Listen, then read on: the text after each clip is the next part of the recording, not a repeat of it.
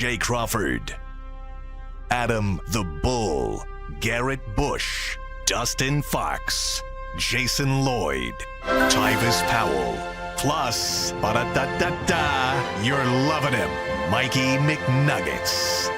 And so many big names, it would take me hours to say all of their names. The ultimate Cleveland sports show starts now. Booyah! Welcome, everybody. It's the ultimate Cleveland sports show, along with G. Bush, Dustin Fox, Tyvis Powell. I'm Adam the Bull. We got a lot to get to today. The Guardians lose a heartbreaker in Game 2. The Browns are a freaking disgrace. And there is tons to talk about on both subjects. Cavs going back and forth today. all day long. And the Cavs play their first preseason. Let them know. It's too early. Let them know. Hashtag, let them know. It's way too early to be talking NBA. Are you all in? No, I'm all out. You're all out. I'm all out. That's a shame. All out. I mean, who the hell's watching and NBA I seen preseason? G's boy, he tears meniscus? What? Imani Bates. Yeah. He's hurt? Out. Shout out to him. This is devastating. Yeah. Your guy. Shout out to Imani Bates, man. You know, hopefully he gets back. Put on. I think he about my size down. He makes Dustin look fat. He about Imani Bates. 260 now. Monty Bates, man. That guy is a rail. We've been talking about that guy forever, I feel like. Well, G loves him, but we'll see. But tons to get to. Again, Mary Kay Cabot's going to join us at noon. Aditi at 11:30. Who's going to win more games the rest of this year? The Browns or the Guardians? That's all coming up. Let's see what Mikey McNuggets has to say. What's up, guys? We got too much time to waste, too many topics to waste time. So let's get right into it after a quick word from FanDuel. Hey, NFL fans, you can start the season with a big return on FanDuel, America's #1 sportsbook. So when you get in a hunch in the middle of the game, you can check out the latest stats, view live play-by-play, and so much more on the same page where you place your bets. You get started with $200 in bonus bets guaranteed when you place your first $5 bet. That's FanDuel.com/UCSS. Never waste a hunch and make every moment more with FanDuel, an official partner of the NFL. A lot of start with storylines. baseball today. Bro. Yeah, a lot of storylines of the first 8 innings of the baseball game yesterday. We'll get to that a little bit later. But let's go right to the 9th inning, guys, where Emmanuel Clase, who came in with 2 outs in the 8th inning, pitched the top of the 9th in a 0-0 game. And stunningly, to I'm sure all of you, I know it was to me, he blew it. Gave up a 3-run homer to Kerry Carpenter. Thoughts and reactions, guys? Can I just jump in? Yes, Because jump in, please. I know I'm the expert on baseball on this show. That's true. That's what I'm told. So the one question I have Yeah. is, do you think it was the right call to bring him in the 8th? 100%. 100%. 100%. Okay. See, all the second guessing that's going on. I'm not necessarily second guessing. I'm saying in that moment, like Yeah. Gaddis wasn't pitching bad. Well, I mean, he was fine, but Emmanuel Clase's pitched more than an inning before. He did it last year in the postseason. This guy has been the best. You know, it's easy when the game's over to second guess, as a lot of people. I got some crazy comments on my Twitter timeline. There were people saying they should have walked Kerry Carpenter, as if Kerry Carpenter's now Shohei Ohtani. There are people saying they should have taken Clase out of the game. Who are you putting in? I had some people saying that. That's In beyond the moment, it. That is the dumbest thing I've ever heard. When it was 1st and 3rd, Yeah. they was like, they got to get him out of there. And I was That's ridiculous. and just thinking crazy. to myself, like, That's it's 2 outs. Yeah, Like, maybe if you had another Emmanuel Clase. Yeah. Well, the options there would be bringing Eli Morgan or Eric Sabrowski. Who? Rookie. Yeah, exactly. Now, those are nice pitchers, but, you know, sometimes it just doesn't work, and you got to tip your cap to the other team. Hey, you know, I was sitting there watching the game with my dad, and when he threw it, and as soon as it came off the bat, I said, "Oh, that's out of here." oh, you knew it. Oh, Yeah. no, and sometimes, man, you throw your best, and you ride with the best that got you there. And sometimes people make a good swing at the bat, man. Like he put a good wood on the bat, and it was a wrap. Like, and that rhymed too. So at the end of the day, like you throw your best. He hit the ball. He got a good hit. Now you go back and you say, "Oh, it's 1-1," but you can't second guess. He was the best pitcher throughout the whole year. He was the best pitcher on the staff. When Clase comes in, it is a wrap. Usually, it's lights out for the other team. He just happened to have Dude, it was good swing. unlucky. I mean, it's an unlucky situation. The guy's pitching. I mean, 94-mile-an-hour sliders, 102 miles an hour. Like, what do you want the guy to do? It's unlucky. He's one strike away from the part going that extras. got me. It was, I think it was a 2-2 count. It was. Man. One more strike. He had just fooled him, and he had just fooled him on consecutive sliders. Was I a little surprised he threw a third straight slider? I was. What are you going to do? He made a bad pitch. He hung it right in the middle of the plate. I know you saw these, because here's the thing. Yeah. There's a lot of guys that are fringe baseball fans. Yeah. And they be hanging their hats on random stuff like 3 sliders in a row. And Yeah, you be yeah, like, when did y'all become Experts pitch experts? Right, yeah. Like, right? Yes, and it's very it's frustrating because when the series started, I picked the Guardians to win in 4 games. I thought they'd lose game 2 and then win 3 and 4 They in Detroit. did what they had to That's do. what I thought. Scoreless, and you get out of the Yes. game with Scooble. However, because they survived Scooble and they was tied, That's what makes it I hurt. thought they were going to win. So from like the 6th inning till that moment of that home run, I thought they were going to win. There was no doubt in my mind. And then this, obviously the second he hit it. What's funny is, if you see the replay, I don't know if we have this, Mike. Do we have it where he's rounding first base? Who? Carpenter? Carpenter. We had the full play if you want to. All right, before you play did you miss it? keep an eye on his face. No, when he hit it, he knew he hit it. Yeah, but then as he's rounding first, there was a moment where you could tell it hit him that he was like, oh, my God, what did I just do? I just did this. Yeah. And even he couldn't believe it. Why? Play it, Mike. All right, we'll try to pause it. Bo, tell us when you want us to pause Okay. it. Look at his face as he's rounding first base if we could see it. I don't know if it's, how easy it's going to be to see.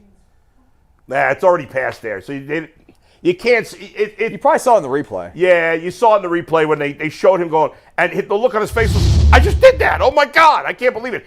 Emmanuel Clase has been the best relief pitcher in baseball. It's not even close. You would never. Everybody's saying we should have taken him out. You should have intentionally walked Carpenter. If I would have, before that at bat, if I would have told you, let's do this, you would have said I was an idiot for even suggesting that. You know, you could put the same situation on the Tigers, right? If the same deal happened and Scooble was in the game, first and second, 2 outs, they're not pulling him. Of course They've not. got nobody better. No, And nor do the Guardians. That's it. When they had, in the 6th inning, they had a relief pitcher warming up for Detroit. Yeah, I remember that. The announcers were like, I think they might take him out. I just talking to nobody but my TV, I said, there's no effing way they're taking him out. Now, they did eventually take him out, but like he at the time was only at 80 pitches. I'm like, they're not taking him out at 80 pitches.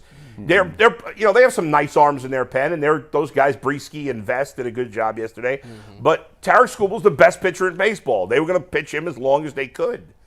And now you got to go to Detroit and take care of business. And here's the deal. In Detroit, they don't got Tariq Scooble. He's not pitching in those games. He's not pitching on 1 day rest or 2 days rest. That's not going to happen. Yes, if it comes back to Cleveland for Game 5, you're going to have to deal with him again. You'll see him for a second time. We'll see. But you got to take care of business in Detroit. You want to not have that be a thing. You got to go to Detroit and just end the whole thing. That's right. Which, in my personal opinion, you was going to have to do anyways. Because I had that they was going to, when Scooble was on, I said they're going to win that game. Yeah. When's Game 4? So Game 3 is tomorrow, Wednesday. Then Game 4 is the only day without a day off. So Game 4 is Thursday. Okay. And Is it a night game or day game? It'll be a night game Thursday. They're going to play. The Royals did hold on, right? Beat the Yankees. The Royals won. Yeah. Game 3's at Right. 3 o'clock. I actually didn't see the end of the game. I'm actually going to be in Michigan on Thursday. Maybe I'll go to the game. There you I go. want to do that. There you Because go. I've got Central Michigan this weekend. It's I the game's maybe go at, up there. Okay. game's at 6 o'clock, I think. I believe it's at 6 Thursday, Game 4, Who Mike. they playing? What's that? Let me check the time real quick. Hold on. I think it's 6 o'clock on Thursday, and then they'll play. If there is a Game 5, it'll be Saturday back in Cleveland. But in the bottom of the ninth, obviously the Guardians, had no life in the bottom of the ninth. But I'll tell you what, that called third strike to David Fry to end the game was one of the worst called strikes I've ever seen in a major league game. That ball had to be close to maybe a foot beneath the strike zone. Probably not quite a foot, but it was like 6-8 inches easy. It is 6:08, by the way, confirmed. 6:08. I mean, that was. I don't know. I don't know if everybody shut off their TV by the time he got to the bottom of the ninth because everybody was so over. pissed. Yeah. But Yeah. But David Fry. I mean, that pitch to David Fry in the bottom of the ninth was not even close. The home plate umpire was terrible. They didn't lose because of that. He was terrible. They was trying to get up out of there. But he was like, "We're done. You're not scoring 3 runs." Yeah. Would fans be happier had Quan not made that catch? I'm saying like because you lost that way. Yeah, because that way you can be like, oh, that was just tough play, you know, whatever. Yeah. But like the Clase thing is like really, I think, so hurting much people. momentum from that. Oh my God! It just felt like everything, like the fact that they survived Scooble, they got out of a couple of jams, you know, but. Bunch of jams, by the way. It was like double play every time he had two runners on. Exactly. All right, we got a lot more to get to because there's one more question on Clase before we move on. We'll ahead. get back to the Guardians in the middle of the show and at the end of the show. Yeah, a lot of Guardians. Bull, you mentioned all the crazy second-guessing responses you got. Yeah. Of all of those, what was the craziest second-guess response? You know, you mentioned one or two, but I mentioned already was that you would take him out in that situation. That's just insane. I mean, think about it. I get it. Listen, I love the people that sent me the crazy messages. I love you. You know why I love you? Because you're passionate baseball fans. And I love that because I'm a passionate baseball fan. But now that you've probably calmed down at least a little bit, now that we're, 12, 14 hours after the game, you probably realize that was insane. Why, it just didn't work out. Why take the damage was done? Why take him out? No, prior to that. Oh, prior to that. I was about to say. They did take him out 2 batters later, which made sense because you don't want to keep running up his pitch count. I think the vitriol lasts like 4.5 seconds with the Guardians. It lingers for weeks with the Browns. Yeah. And when you juxtapose the two, you just look at it and be like, listen. Just win Well, tomorrow. because with the Browns, got another game. With the Browns, you're angry at the Browns. Yeah. With the Guardians, you're really more just angry at what happened than being angry right? at the Guardians. Hey, we lost, right? You can't kill Stephen Vogt today. You're not going to kill Clase. I mean, you may be disappointed, but you're not like, Clase sucks. We got blah, blah, blah, blah. We're not even mad they didn't even get no runs. Yeah, but it's we just understood what it was. Now, if they lose the series and don't score, then we'll be mad. Right. Not Browns level mad, but mad. Yeah. Go ahead, Mike. all right, let's talk a little Browns now after a quick word from Game Time. If you're looking to get into Game 5, it comes back to in Cleveland, Progressive Field. Game Time has an incredible deal right now. The cheapest ticket to get in, over $100, but they have their super deal right now. Row G in section 304, just $191. That's just one of the many deals you can find on Game Time. And if you use their feature called the Game Time Picks, it makes getting your tickets even faster for live events. You get to see your view from your seat. They have the lowest price guarantee, and your ticket comes completely covered with Game Time's ticket coverage policy, which is the most flexible customer service policy in the entire ticketing industry. So take the guesswork out of buying tickets with Game Time. Download the Game Time app, create an account, and use promo code Locked On NFL for $20 off your first purchase. Once again, create an account, redeem code Locked On NFL for $20 off. Download Game Time today. What time is it? Game time. Obviously, G, you were here yesterday, but we're gonna, and we'll move it forward. But the three of us were not here yesterday, and we haven't had a chance to react on this show. Floor is yours. To the disaster that was that game and Deshaun Watson. Have at it, Hoss. Partake. Well, I mean, first, when it comes to Deshaun Watson, to me, it was interesting how in the last 24 hours since the game, or whatever, 36 hours, some of the most diehard Deshaun Watson defenders are done. And the first one that comes to mind is didn't it just flip like that? Like that. Like every national media member, every analyst was just like, okay, it's time. We're done. Shannon Sharp was like one of the biggest defenders of Deshaun Watson. He called him the Ben Simmons of the NFL yesterday. Is there any bigger insult? Not a bad take. No, not at all. Ben Simmons was an all-star, defensive player of the year, and now he's a scrub.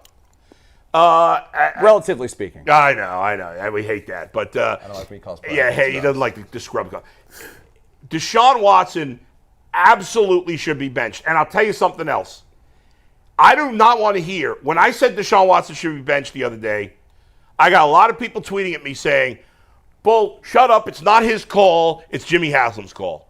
Let me tell you something, okay? Most of us in life, all of us here that work here, and most people in their jobs, 99% of us, if the boss tells you to do something, you got to do it. Ultimately, you can argue. You may be in a position to debate a little, but ultimately, you got to do what the boss tells you to do. Yes.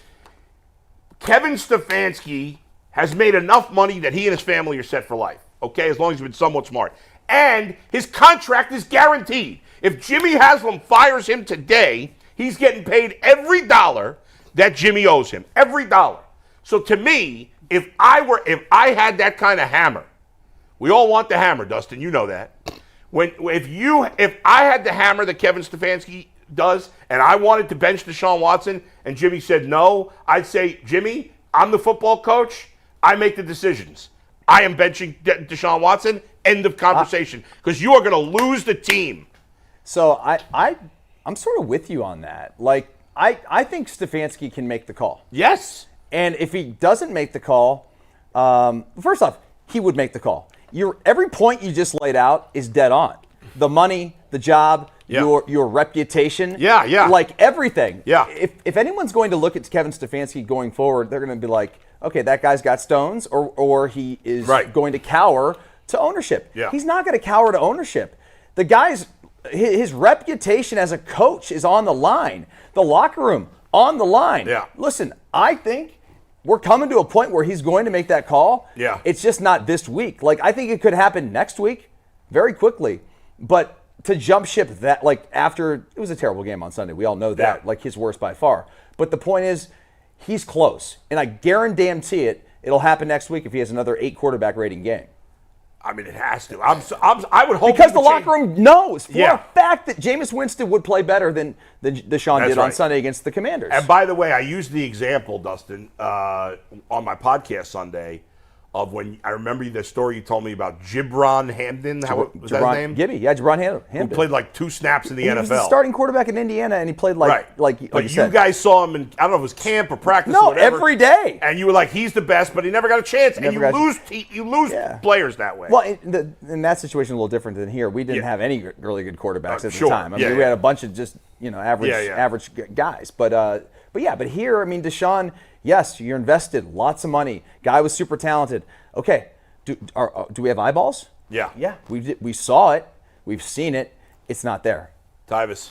I mean, the fact of the matter is, you have to change something. Something has to switch. Whether it could be play calling, whether it's benching Deshaun, whatever. One of those two things has to happen. Because if I'm a player on this team, there's no way that you're going to sell me on the fact that we're going to win a game, running everything back this next week. Like, you're not about to sit there and tell me that, the Washington Commanders just had a really good defensive plan for our offense, and that's why we didn't do anything. Like, baloney. I'm not hearing that. No. Like, it's been 5 weeks, and you said the same thing. And you sold us on the fact that this offense was going to be this, that, and the third, and I haven't seen this, that, or the third yet. So why would I continue to be like, believe in this? And on top of that, you owe it to 52 other guys in that locker room that go out there and bust their butt every day, that's putting their bodies on the line. Myles Garrett is probably, I thought about this too, speaking of Myles Garrett.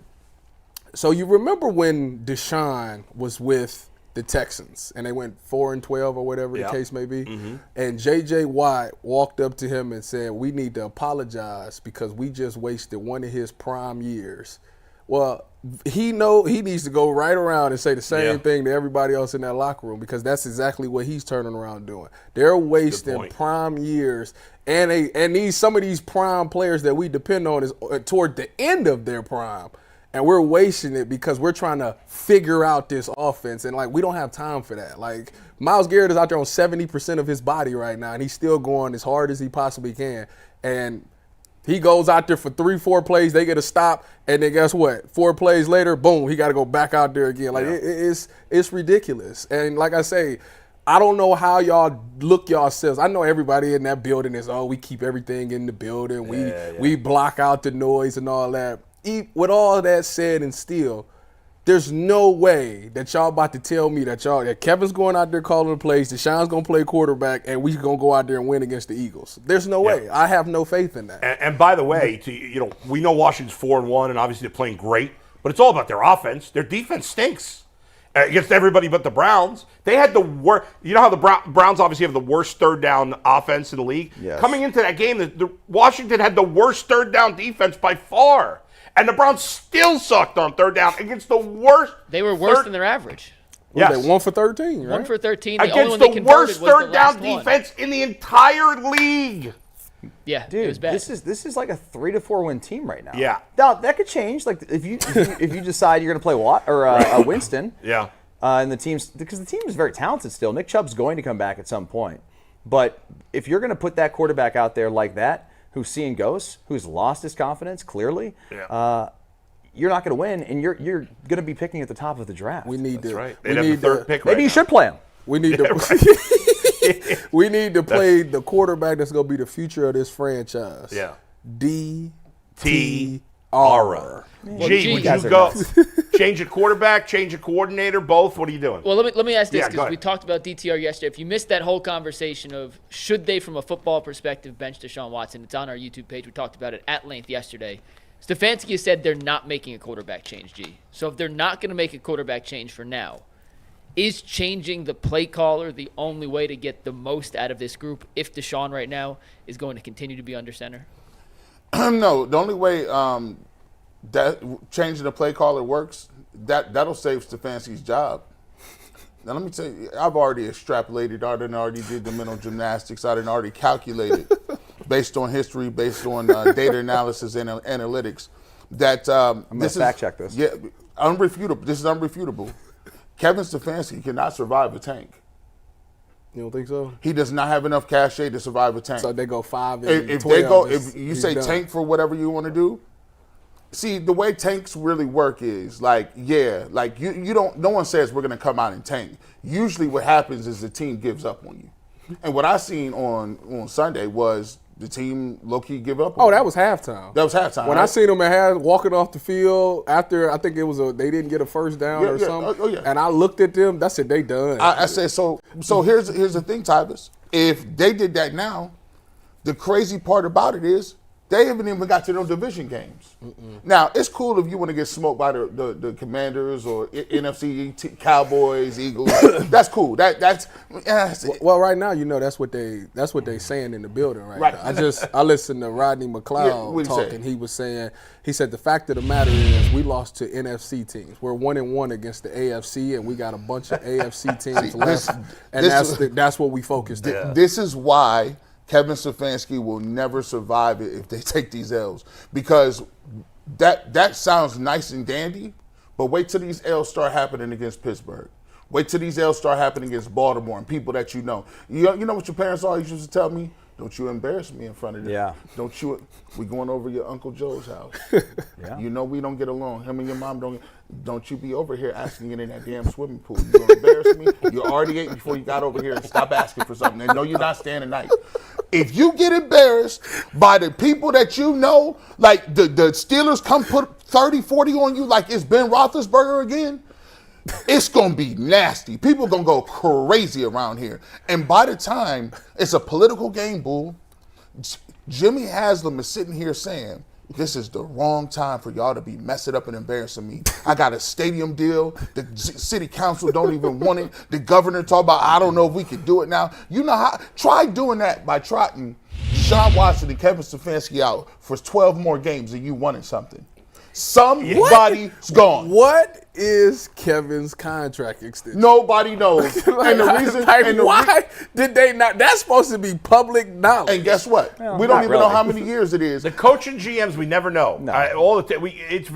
It's weird though. Like Unless the agent leaks it.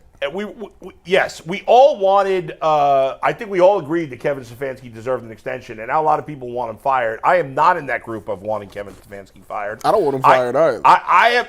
I've always felt the same way. You have, in my opinion, at all times, 2 to 4 elite coaches in the NFL. And then you have a handful of guys, 5, 6 guys like Zach Taylor, who are bad coaches and got to be pushed out. And then everybody Sean else. McDermott, too. Dang, Sean McDermott. And I love Sean. You want Zach go? And Zach Taylor's an idiot. I mean, he couldn't have given away that game to the Ravens anymore. The only reason they lost is because the holder fumbled. They played conservative with Joe Burrow. He fumbled threw for 400 yards. This ain't even the Let Bengals it show, out. but even all Let of it yet out. and still, Let it if out. the holder catches the ball I and puts it understand. down, Hold on. they win the game. I understand. Todd, You're right. Hold on. Let it out. You're right. Go ahead, But let it you out. cannot. You Let it have out, Joe boy. Burrow, Let the it out. second best quarterback in the 400 NFL. yards. It's not your fault. You have great receivers. You cannot play conservatively Let in it out. overtime. Zach Taylor is a loser. He is a loser. Joe Burrow saves his ass all the time because he's great, and the receivers are great, and most of the offensive line's playing well. The defense is the worst in the league, and Zach Taylor sucks. Enough on the bench. You deserve that. Thank you. You So, deserve Bo, that. would you change play callers then to fix this offense? Is that what I you want said to go last to? week the Browns should change play callers. And it's not because Kevin Stefanski is a bad play caller. It's because he needs to focus on the bigger picture. About that. I think he needs. Listen, if it was me, I'm in self-preservation mode. First and foremost, as long as I got that play sheet in front of me, it looks like I'm calling these plays and I'm part of the problem. You should have never took it over. It's Waffle House, dude. Waffle House, right? The menu, man. I would turn that menu right over the door. Say, here you go. Now own it. No, own that. Like, well, what is this? Is the thing. Own it. This the What thing if about Watson plays well? No. That's the whole problem with the whole situation. Yeah. Is it was built to make Kevin look bad to begin with. You brought Kid in here to switch up things for Deshaun. Right. So technically, this ain't your stuff anyways. So you might as well give it up and be listen, I would go in there and I would tell Deshaun straight up, like, first of all, I would do one or two things. One, I'm either going to give the play calling to Ken, so you go do that. So they can go see how bad you is so you can get fired next Tuesday. That's one. Or two, I would say, listen, Deshaun, I'm going to be honest with you. You got sacked 7 times. You probably lead the NFL in sacks. You get blasted out here. Dude, if you just go back to the way that I used to call this offense with running the ball and play action, I don't even think they got hit that much. I'm trying to save you. The way you playing right now, you'll be on IR by week 11. There were like at least 3 hits in that game that could have been. Remember the old back in the day, the NFL films videos on the VHS, you pop them in, and it'd be all the hits. Dick Night Train Lane. These guys' heads are snapping back. The monsters Deshaun Watson, of the Midway. He looked like those little chickens, like rubber chickens. His neck looked like he was going back and forth. How many times? He not gonna make it. Oh my goodness! And so my thought process was this, and the reason I say about Stefanski is this. It's an indictment on a coach because people are going to say this. When Baker Mayfield needed to be taken out when he was injured, that's right. They didn't take him out. You didn't take him out. Yeah. When Deshaun Watson needed to be taken out because of performance, you didn't do it. And so when we ask what's wrong with the defense, when we ask what's wrong, why ain't they playing, it's because they're looking at the coach saying that you're not willing to make the tough decisions. I need a leader that's willing to make the very difficult decisions and ride with it and stand on it. And right now, that gives you no hope in the locker room to say, hey, I know this guy. They watch film just like we do.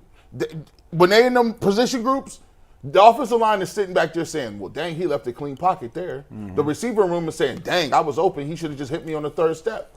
So, they looking crazy right now. But Kevin Stefanski, I'm letting you know, Kev. I'm letting you know right now, there's a couple of ways you can do this. You can bring Jameis Winston in, and he might be able to salvage your season because people will follow Jameis Winston. He's a great speaker. He brings emotion to the game, and he's going to play better than Deshaun Watson. The biggest thing for me is the reason why I continue to say I think this thing don't work is because Deshaun Watson, in my personal opinion, is not by the book. It's not traditional. It's not, I'm going to take this, take my 5-step drop, let the ball go. That's not, it's an improvisation. He always looking to scramble around, especially if you see in ghosts. He starts scrambling around. With Jameis, he don't have that scrambling ability. So his responsibility. More like Jacoby Brissett. I mean, those guys he are very similar. That's what I'm saying. Yeah. He's had the most successful quarterbacks that don't really have that mobility, that can't do that, because they know, hey, my best thing is to get the ball to my playmakers, and I got to get it out of my hand on time because that's our best chance of winning. I don't have the ability to improvise. I have to get them the ball right when they hit that step. Deshaun is a big part of the reason why he's been sacked more than anybody else. Yeah. Obviously, the line hasn't half played of them well. are on the line. Both. But it's his fault, too. He is contributing to all those sacks by holding the Some ball. of them sacks is bad. Let me just clarify. Let me just clarify real quick, because our guy Darren Smith is watching.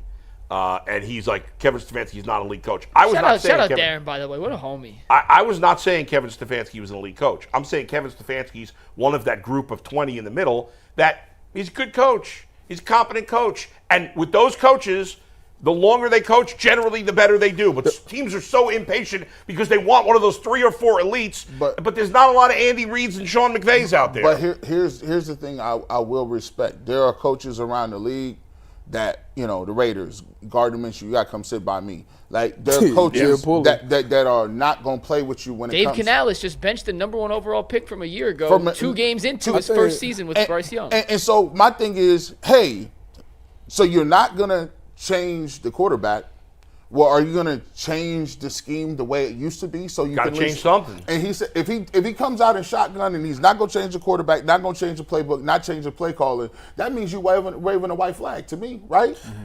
I think the biggest problem with it, the reason why it's so frustrating is because he's been more successful with less. We've watched Kevin take quarterbacks that's done. They at the end of their career, and they go out there and they throwing 300 yards. Case Keenum had a good game. Didn't Case Keenum win the playoff game? Or not the playoff game, to win the game to get to the playoff? Yeah, he did. Yeah. Like, they've had guys that's come in here he's personally made them look good at quarterback.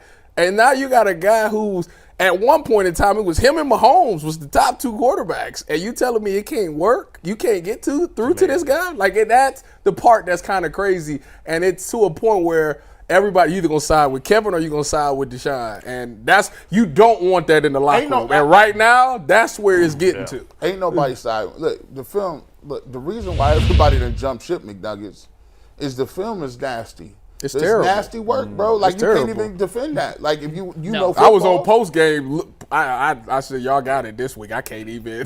This looks I bad. can't even Mikey say that. McNuggets. What do you got? We're going to bring Aditi in one sec, but G, to your point on the film, I was talking with Sean this morning. Sean's going to join us tomorrow, do his breakdown. It'll be on the WKYC show. We're going over a few specific plays, and there's one or two plays, including the touchdown pass to Akins, where he takes a drop, on time, on target, lets it rip, and it looks like old vintage Deshaun.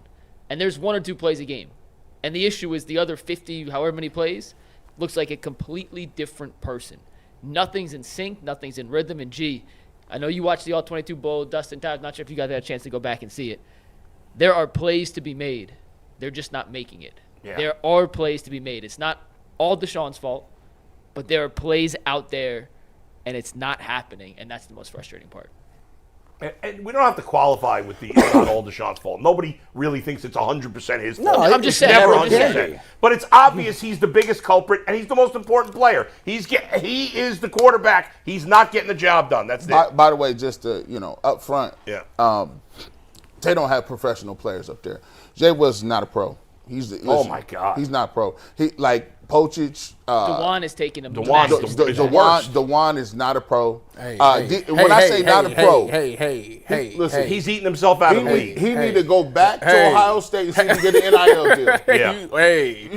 Whoa, you see y'all, you know what? Y'all jumping ship more than Deshaun. Coming into the season, there's no way Jack Conklin can start over DeJuan Jones. Jack Conklin know he done too. That's why he show back up. Listen, I'm just telling you. DeJuan is dealing with some things right now. I don't want to hear it. It's a Darius Garland things. He's dealing with heartburn for all the food he's eating. Let's go. All right, it's time to welcome Aditi Kinkhabwala into the show after a word from a brand new sponsor, and that is Hillsdale College. Time is our most precious commodity, so don't waste it scrolling through the same mind-numbing content for hours and hours.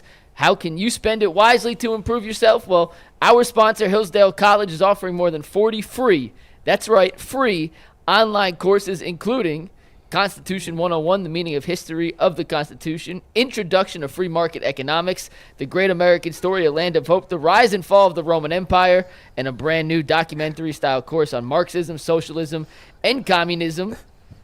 Go right now to hillsdale.edu/lockedon to enroll. There's no cost, and it's easy to get started. That is hillsdale.edu/lockedon to register, hillsdale.edu/lockedon. We go from one guy who never stops eating to one person who I don't know if this person eats at all.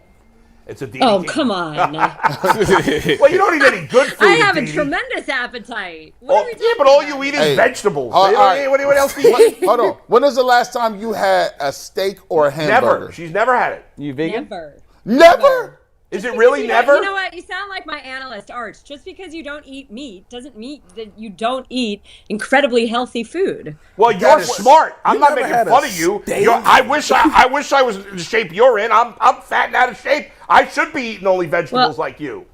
You know what? But you can't just eat vegetables. You obviously need protein from other sources. I'm joking around. Not everybody wants to eat a murdered animal. You've never had a steak. But you've never in your life? Like, I just went for a run here in beautiful Western PA. How far is the run? I passed a dead deer. I passed a dead raccoon. I passed like a beheaded weasel and a few snakes. Okay. None of that looked appetizing to me. Hey, I'm Sorry. telling Well, Like, it if you don't wanna look bring good right there. Aditi, I would have grabbed that roadkill. raccoon. I would have eaten his flesh right off. Ah! Strange guy. He's sick. Now he's sick. That's disturbing. This is your friend, Aditi. This is your friend. I would not have eaten the raccoon. I'm kidding.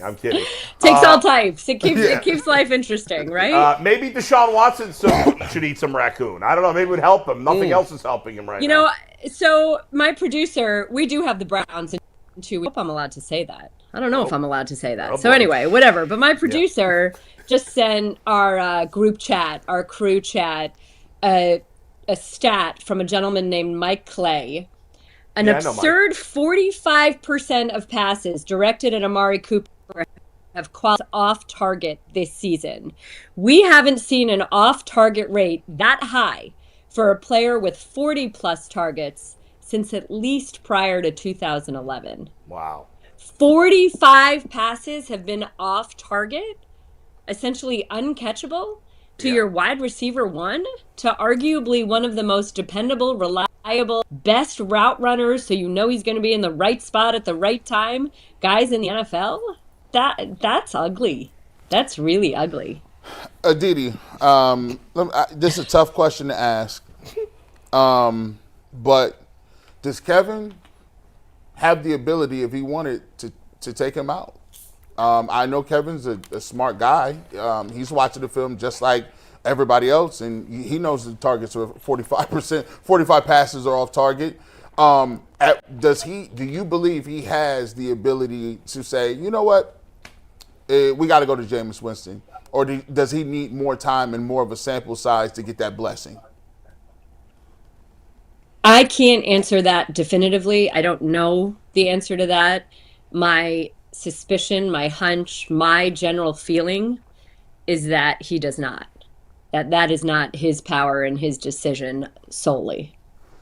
But to Aditi, see, and a lot of people have said that, and I agree that that's probably true. I think your thoughts on the matter are I would agree with you. But what I would say to that is, Kevin Stefanski has made a lot of money. He's not like the rest of us that can't afford to lose their job. If he got fired, his money is guaranteed. If I were in Kevin Stefanski's shoes, and I'm not, so maybe if I actually were, I would do this differently.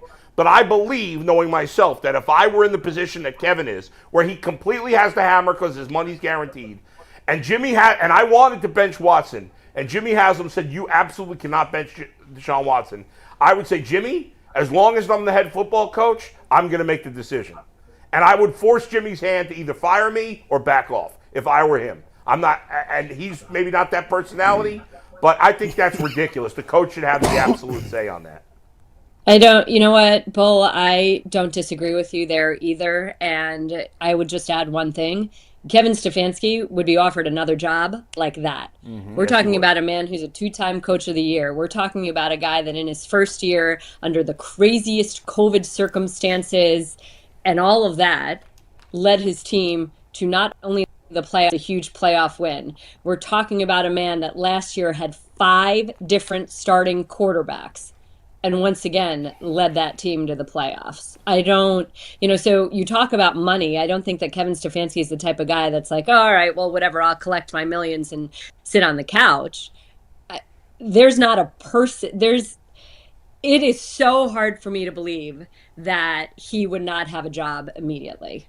And there's nothing about Kevin Stefanski that rubs people wrong in the way that perhaps, as much as I personally love him, Mike Vrabel or a Bill Belichick, there's none of that. So Kevin Stefanski would have no trouble finding another job. Good. There you got it.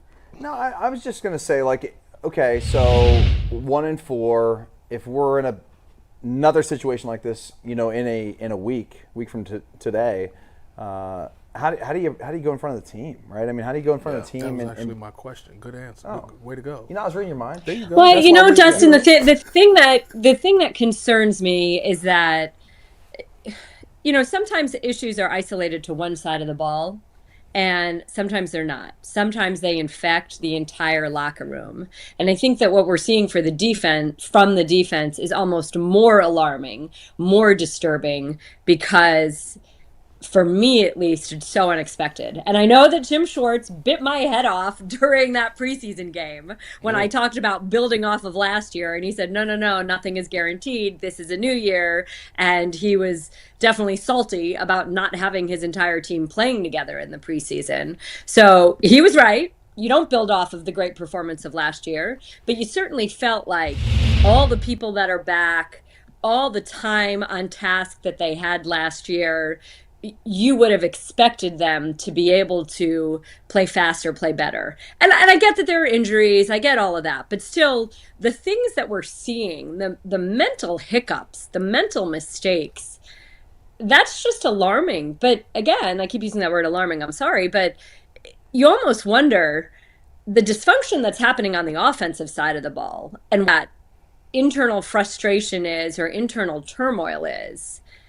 Has it spread to the entire team? Is it now affecting the defense too? Because otherwise, this is very uncharacteristic, don't you think, of the defense, or at least what we expected of the defense? Yeah, absolutely. I've been in a situation like that before. Aditi, you've been on this show. Wait, elaborate. You've been in a situation like that? Yeah, my last year at Ohio State, we had like a ton of really good players. That 2015 team offensively was loaded with weapons, and we catch ourselves struggling to Maryland and stuff like that. And I remember just being on the defensive side. And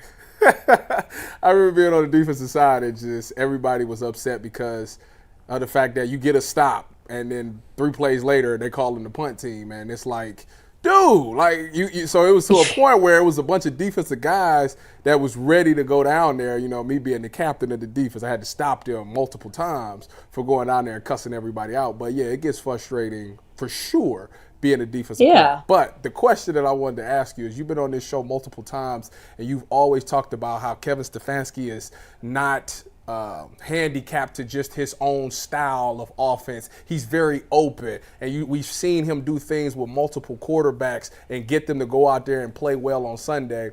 What is it about Deshaun? Like, Deshaun is probably, arguably, talent-wise, the best quarterback he's had, and for some odd reason, why is it not materializing on Sunday? You're just putting me in a bad spot, aren't you? Not a question. Thank you. You can dance around it. You can. You know what? I think that your talent can only get you so far. And that at the end of the day, what separates you, what distinguishes you, is your ability to work, your grind, your willingness to work, your approach. And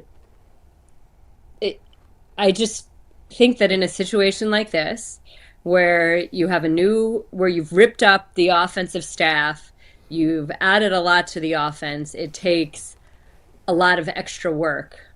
And perhaps Deshaun has put that in, and it's just not there yet. Perhaps that's still something that he's working on. I don't want to disparage or malign anybody's approach. I just think that it takes a really strong. Yeah, we got you. I'm getting stuck. You got what I'm saying here? Yeah, we understand. Don't flip this, Mikey. That's all I have to say. Yeah. Listen. You know what? It takes a lot of work. And they ripped it up. They ripped up the offense. They ripped up an offense that last year worked with 5 different starting quarterbacks that pulled off some pretty incredible things. And they ripped it up and started anew. And so there should be some sort of a learning curve, and we keep talking about this, that nobody plays in the preseason, so the whole first month is kind of ugly anyway. I mean, I just had the Jaguars. I just had the Jaguars and the Colts, and Flacco, they've been so close, and then finally, boom, it broke open. I guess on a lighter note, I think it's, like Tyva said, like you mentioned it with the 5 different quarterbacks. Hey, look. Sometimes our boss says, no, you can't do that. You got to find a different way to skin a cat. You can't take the quarterback out yet. All right, well, here's one thing I can control. I'm scrapping that whole playbook. Let me go back to what I know, something easier. Nick Chubb is coming back. We can run the ball a little more. I think they got to go back to the drawing board on what they're teaching up front and how they're going about running the ball. But don't you think it's an obvious move to kind of shift gears when it comes to the playbook, because right now what they've been trying to install or work with the last 2 years with the shotgun stuff, it's just not tenable at this point. And again, do they have full autonomy to do that? Or is there a group in that building that thinks a 3-yard run, a 4-yard run is not an efficient play? Is there a segment is this year that building that thinks that, they need to pass more?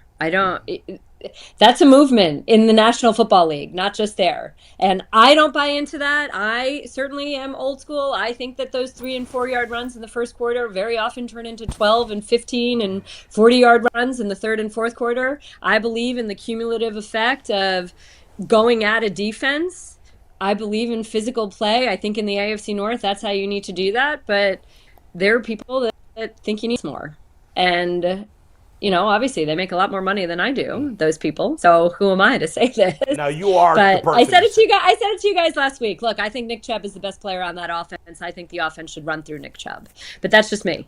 Aditi, and I don't know that Kevin Stefanski has full autonomy over, I think, again, he often talks about how they are very collaborative there, which I think is a very nice way of saying that there are a lot of people that have input. Aditi, just because they're making more money doesn't mean they're more qualified. My one of the statements that the guys here all heard me say a million times is the suits bleep up everything. So that's true. Most managers don't know what the hell they're doing, and so it's not a surprise that they would be screwing up. And you're look, right. Bull, this is all. Look at what's going on with the Jets. They're not 0-5. They're 2-3. Their defense has actually been playing well. They climbed out of a hole in Minnesota, and it's like, okay, now you're going to go get rid of your defensive-minded head coach, and that's going to solve everything, and you're going to put everything on the quarterback. I think certain we can sit here and find organizations throughout the National Football League where you sort of question ownership in certain ways. And, some owners are very hands-off and they trust their football people to football. And some feel like this is such an enormous investment or such a vanity project or, something that they feel so personally invested in. There isn't a one-size-fits-all by any means. Well, the Jets, it's like not the Browns Browns, alone that are struggling here. The Jets, like the Browns, are a bad organization, and they're letting the quarterback run everything. And then when that happens, it usually goes poorly. Aditi, thank you, as always. We'll see you next week. Thanks for having me, guys. You got it. Robert Saleh was gone. My DC, man. And the second, Aaron Rodgers kind of pushed him off. Yeah. Remember that video? Yeah, that was there. And then they tried to pretend there was nothing to that, which obviously there was. Oh, yeah. Aaron Rodgers doesn't like him, so he's gone. And they got to win with Aaron Rodgers because he's got this prize last year. Go ahead, Mikey. Well, it's just interesting. The Jets' ownership had a decision between the head coach and the quarterback. They chose the quarterback. Yeah. We may see what happens in a similar situation here in Cleveland. That's true. No, that listen, if I'm just hearing Aditi say it, if the ownership took forever to give you an extension, you won Coach of the Year twice. That was one thing. They made you fire your best friend last year. That's another thing. They made you hire another dude in Dorsey to come in and revamp the offense. That's another thing. They told you that you're not allowed taking Deshaun Watson out and you're not allowed reverting to the old playbook. What do you do? You're a graduate assistant. I mean, I don't know. I don't know. You're a grad ass. Yeah, I don't know why they'd put up. I don't know why he would put up with like that. You're like a QC. You're holding up. You're holding up the plays for the scout team. Hey, my guard, I need you to kick out. He'll put up with it because you guys got it of the too. Relationship that he's built with the players. I don't and he don't want to I would never. He won't want to look like a sellout. Like, all right, I'm gone. That's crazy. It is crazy. It is. I mean, at some if point, you think about it, the offense overachieved so much last year, and then they essentially fired the whole offensive staff. I'm not gonna lie to you. I think it would be one of those things that if he has the love and the respect of those players,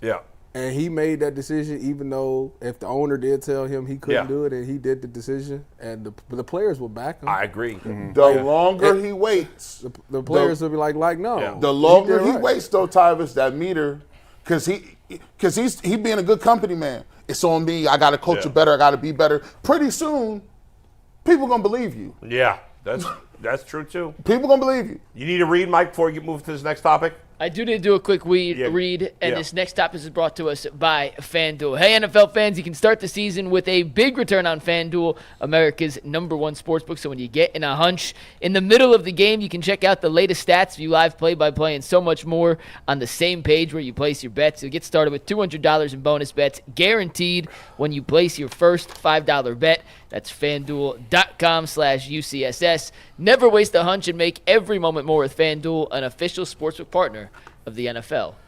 Bull, I texted you this yesterday. Mm-hmm. It's a question I want to ask the panel. Yeah. It's a question I can't believe we are asking for a variety of reasons. Yeah. Which team the rest of this season will end up winning more games? The Browns or the Guardians? If the Guardians win the World Series, that's a potential of 10 wins. The Browns have 12 games left. They could potentially win 12. Well, no, the Browns could potentially win more than that because they could still win the Super Bowl. You're right. So the Browns could win. And the playoffs would be included. So. So the Browns could win 16 games still. This is such an easy answer. Yeah. This is such an easy answer. Is it, though? Because if the Guardians lose in this round, they might only win one more game. Yeah, they're not going to lose in this round. Okay. And I think they're at least going to win one or two. You're going to win two more, you win the round. But, I mean, if they win one more, I don't know if the Browns are going to win another game at this point. They'll win some games. I would hope so. Yeah. So you're taking the Guardians. Yeah. Tyvis, so Dustin says it's a no-brainer. You with him on that? No. I've killed Tyvis. No. Oh, my fault. I'm supposed to sit in the same spot. I apologize, Steve. Get the camera right. Okay. There we go. No, I'm an optimist. I can't lie. Well, if you're an optimist, then you should think the Guardians are going to win. Are you only an optimist when it comes to football? No, I think the Guardians. I like the Guardians' chances to win it all as well. But if I had to be slightly I just think the Browns. I think something happens at some point to where they start winning games. So how many games do you think the Browns are going to win? 6 or 7 total. All right, so you think the Guardians are not going to the World Series, which is not unreasonable to think they're not going to the World Series. But they're winning this series, though. Yes. I think so. Yes. G, what are you going with?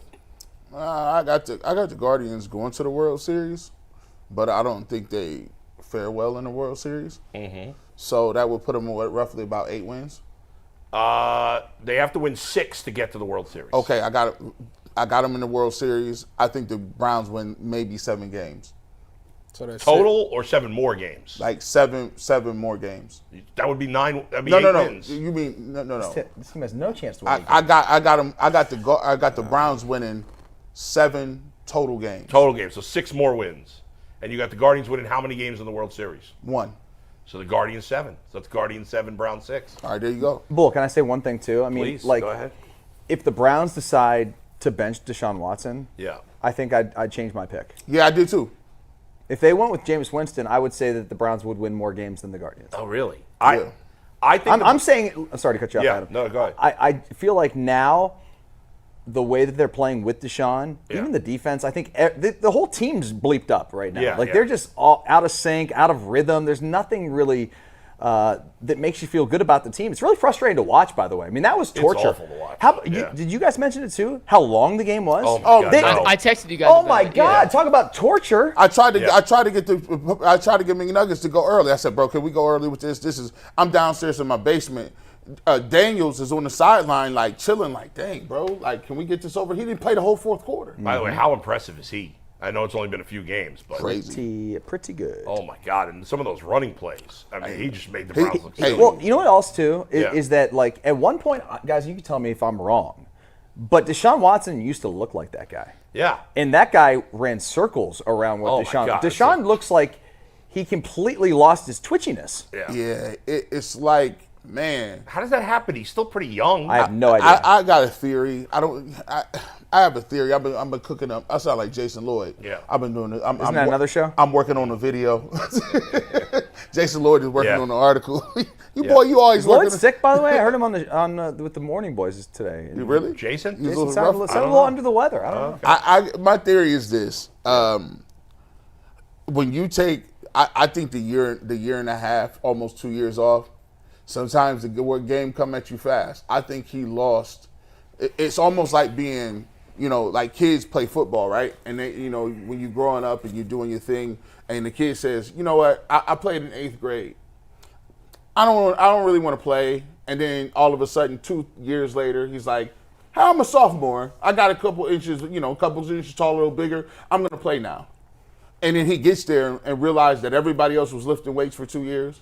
All the kids you used to pick on is fast as heck now, and the speed of the game is just different. And then you try to go in your bag of tricks and do the same thing you did. Yeah, when I was in 8th grade, I used to run around and run around and dip around and run away from people. Now it's defensive ends that's like, I'm faster than you. You used to be, no. I think he lost that. That comes from the fact that, when you're young, he's seen a lot of success young by doing what he was doing, doing the Clemson offense, doing the spread and using his athleticism. As you get older, your body don't do the same, so your mind gets better. Your knowledge of the game gets better. Your anticipation gets better. And I think that's the part that hasn't been trained. And the only way to get those things that's a lot of mental reps. When he was sitting for those years, I know he was still doing like practice squad stuff with Houston. He just wasn't playing in the game, but he was like scout team quarterback and stuff like that. Then when he missed the years, like mentally, you have to be going through the game to where it's like, all right, there's no reason that he's played this long and his clock isn't fast. His processing is this slow. Like, you should be able to boom, boom, boom. All right, snap the ball. All right, boom, that safety's down. All right, this cover 3. I know I'm working here. Boom, boom, boom. What's my reach? Like, you got to go through it like that. It's and tough. if the fact that it is taking you to go, boom, I'm staking my drop. Okay, now I see it's cover 3. Oh, snap, I missed Coop. I was supposed to Ben had the ball out. I'd have missed Coop. What's next? Oh, snap, now I got to take off. Like, that's too slow. It's got to be like boom, boom, boom, and it's not going that fast. And I think that's why he's struggling. And the bad part is, if that's never been your strength, why are we doing it now? How can you count? You can't count on it now, does it? Yeah. That wasn't at your best, you couldn't do that, right? And I think, people always say it. Athletes Jaden Daniels is so fast that he looks like he's walking out there. He would look like he was in shorts and shells, just walking past me. Did you see the play Lamar Jackson made for the touchdown to Likely, the second one, when he I forget who he ran to the sideline and threw. He's got the DN bearing down on him. He somehow kind of pushes him off. He strolls. He's pumping. It was Sam Hubbard. And he points to Likely, and then he's hit. Deshaun couldn't make that in his wildest dreams. No. But see, that's the thing. He used to. That's what's so he used to. And in his mind, he still think he can. Yeah. Well, that's the point. In the red zone, the one pass he threw to Judy, that Judy dropped. That was a dime. It wasn't the Lamar play. It wasn't that level. Lamar play was insane. But it was, once again, one of those 1 or 2 plays throughout the game you see that looks like vintage Deshaun. He escaped the pressure, stepped up in the pocket, ran to his right, threw across his body, hit Judy in the hands, and Judy dropped it. But it happens once every 50 plays, and you can't win games when you get it 1 every 50 plays. To answer the question, I am absolutely taking the Guardians. I said before the playoffs they're going to win the World Series. I'm standing by that. They will win 10 games. The Browns will win 4 more games this season and finish 5-12. So I'm taking the Guardians. By the way, on an unrelated note, Justin Jefferson, Jamar Chase, who you got? What do you mean? It's 1A, 1B, dude. It's tie. Yeah, I mean, do you want a Lamborghini or a Ferrari? Pick one. Yeah, I mean, they're both awesome. I was debating it with somebody the other day. Tie. And I was Doesn't curious. matter. You're all on the fence. You're all fence riding. If I take Jamar Chase, do I get Joe Burrow? I think that matters. Yeah, fair. But Sam Darnold, I mean, how about what's worse? What's worse, being a Jet fan and seeing Sam Darnold and Geno, or being a Browns fan and seeing Baker and Flacco? I don't know. They both suck. I mean, both scenarios suck. Yeah. I think it's worse. I actually think the Jets is worse because I think Geno and Darnold are playing even better than Baker. And Baker's playing really well. Really well. But I think Geno and Darnold playing even better than Baker. See, and Flacco's old. I know he's playing well, but he's old. And I like with Baker, I always tell people like this, even with Deshaun Watson. Sometimes, like when you always is quarterback number 1, you don't never reevaluate your game because you got to have such a mentality as a quarterback that you're the best and you know it. I'm the CEO. I know I'm nice. You don't never reevaluate your game till you hit rock bottom and people not calling you, and then the offers is for peanuts, and it's like we'll bring you in as a camp arm to see if you got something. Then it goes, well, hold on. It's the same thing happened to Baker. They just get up and be like, "Oh, so I'm not that dude." And then you got to really get to the lab, and you got to be like, "Yeah, you're right. I might want to throw on time. I might because I ain't gonna have an opportunity to be running around here trying to extend these plays." So you look at Sam Darnold was taking L's. Geno Smith took L's. He even got his jaw broke. That's crazy. Like the L's keep coming. But those guys were able to rehabilitate their careers because they had to go back to the drawing board. And Deshaun Watson, it may not work out for him here. If is a big word. If he gets another opportunity somewhere, that other teams would even entertain it at this point, just because. Not because he may not have, like, he may have upside still if he goes to a different system, but I don't think another team would want to have anything to do with the baggage. That's the if. Like, if he gets he's another not good enough to be signed with the baggage. He's not. Right. So, it takes quarterbacks. Sometimes you get a shot, sometimes you don't. But it takes quarterbacks to hit rock bottom to reevaluate and that's what we said. And who knows? Listen, 2.5 years ago when the Browns made this trade, if you would have told me 2.5 years later that Baker Mayfield was way better than Deshaun Watson there's no even debate on that, there was no way I would have ever believed that. The Baker Mayfield playing right now in Tampa we never saw this player here. Now, maybe he would have become it. We'll never know. No, I think he had to hit rock bottom. Well, he did, though. I mean, Carolina in L.A. for 2 seconds. Yeah. He had that great comeback with the one great Raiders. game with the Rams. Yeah, but besides that, he was a disaster. Yeah. Goes to Tampa. And by the way, Tampa was in a rebuild after Brady. Yeah. But the one thing they had, 2 great receivers. True. That's he's making Mike Evans look incredible. And they have great chemistry. Mike Evans is, he's awesome. Mike Evans is an all-timer. He walks into the Hall of Famer. Yeah. So, and Chris Godwin, kind of under the radar, very good receiver. And what can you say? I'm not knocking Baker at all. I'm actually pretty happy for the guy. I'm happy for him, too. You know what he's doing? The biggest thing there that he's doing, and we'll see when it comes to the big moments in the big games, because that's where he's not done well overall. I know exactly what you're going to say. But what he's not doing now, which he did all the time here, even when he was playing pretty well, is he threw a lot of picks. And he's not throwing the picks. He's not turning the ball over. So, I was actually going to say his attitude. And his attitude I think he's been a lot more humble down there, too. Yeah, he got humbled. He got humiliated. Yeah, hard to say. Yeah, he wouldn't. The humble, he needed to get humbled. It's happened, and now he's a better player. Right.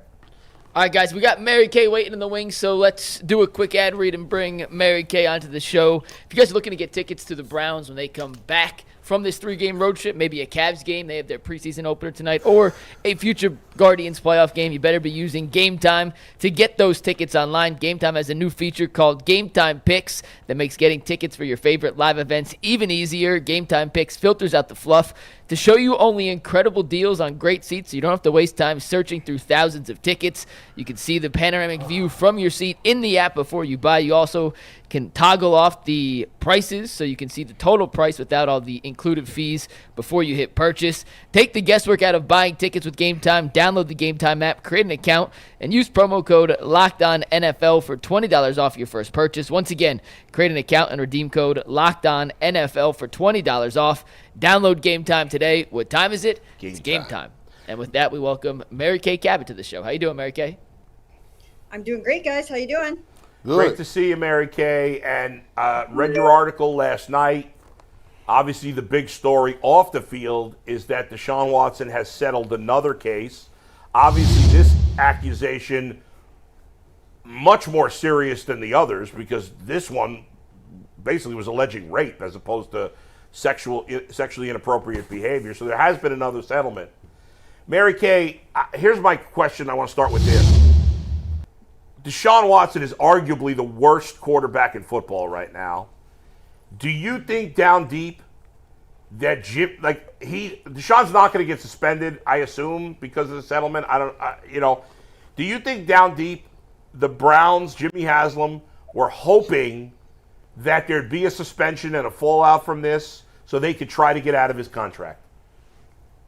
No, I don't think so at all. I don't think that's how this organization is viewing Deshaun Watson in any way, shape, or form. I think they still believe that he is a good quarterback. I don't think they believe he is the worst quarterback in the NFL right now. I know the numbers tell that story, but there are so many other things going on with this football team and with this offense right now that I just don't think that you can pin everything on Deshaun Watson. I don't think they were hoping that he got suspended.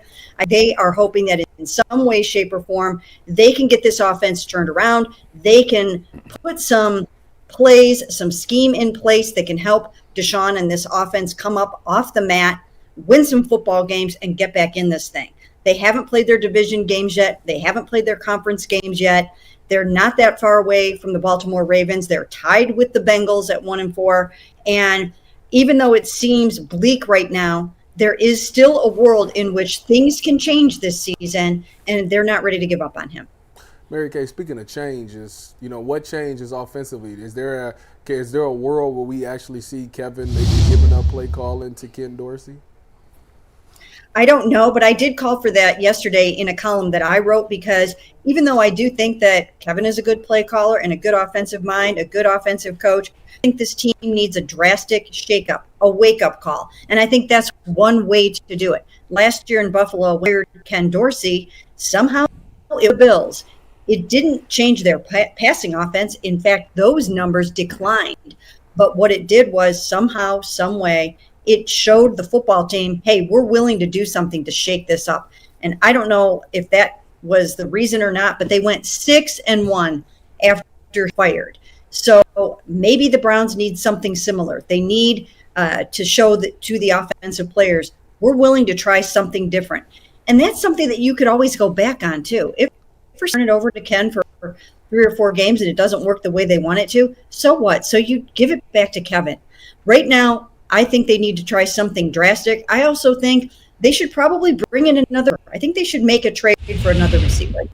Shake up the room a little bit and see if they can't generate some offense and some touchdowns. Mary Kay, at what point does the team look at Stefanski and just, they may not say it, but they're all thinking it, we'd win games with Jameis Winston? I don't know if they feel that way. I honestly don't know if they feel that way, because even when I talked to Dante Foreman in the in the locker room after the game, and I said, "Hey, Kevin just said he's sticking with Deshaun," and he said, "I hate the fact that this is all being blamed on Deshaun." And this was after a football, and he was basically saying, "We have to do better. We have to do so much more." He had a touchdown wiped out by a false start on Zach Zinter. Jerry Jeudy dropped a touchdown pass. Amari Cooper has been off to a slow start. David Njoku hasn't been in there. I know it sounds like I'm making excuses. I know that Deshaun needs to play better. I understand that. But so everybody else. And he needs to be protected. They need to figure out how to pick up the blitzes and the stunts and the games and what everybody's doing to them. He's an easy target right now. I understand that. I understand that it's easy to look at him and say he is the sole problem on this football team. Or not the sole problem, but the main problem on this football team. And I just don't know if that's true. I respectfully disagree, Mary Kay. I mean, obviously he's not the only problem. And there's certainly, there's problems all over this football team. But he was brought in to raise the level of the talent around him. That's what great quarterbacks do. And that's what other great quarterbacks are doing. Early in the season, the numbers were down across the board. But as we've gotten out of this preseason mode, the last 2 weeks, you got quarterbacks all over the league putting up huge numbers. And when I hear the excuse, well, it's the most sacks. Well, Joe Burrow had the most sacks in the league the year the Bengals went to the Super Bowl. Well, Joe Burrow's got Jamar Chase. Okay, yeah. But Patrick Mahomes has nobody right now. His top 2 receivers are out. His starting running back is out. I mean, I can't excuse it. And why if they trade for a receiver, let's say, why would Devontae Adams want to come here? I mean, why would he want to come here? They're 1-4. He's not going to want to play for the Browns. I just find it hard to believe that. I mean, Deshaun Watson has shown, in my opinion, 0 signs of being a franchise quarterback from the moment he's gotten here, and it's a huge disappointment for me. Well, I still think that you need to throw away the first 2 years. I really don't think you can look at the first 2 years and lump them in this year.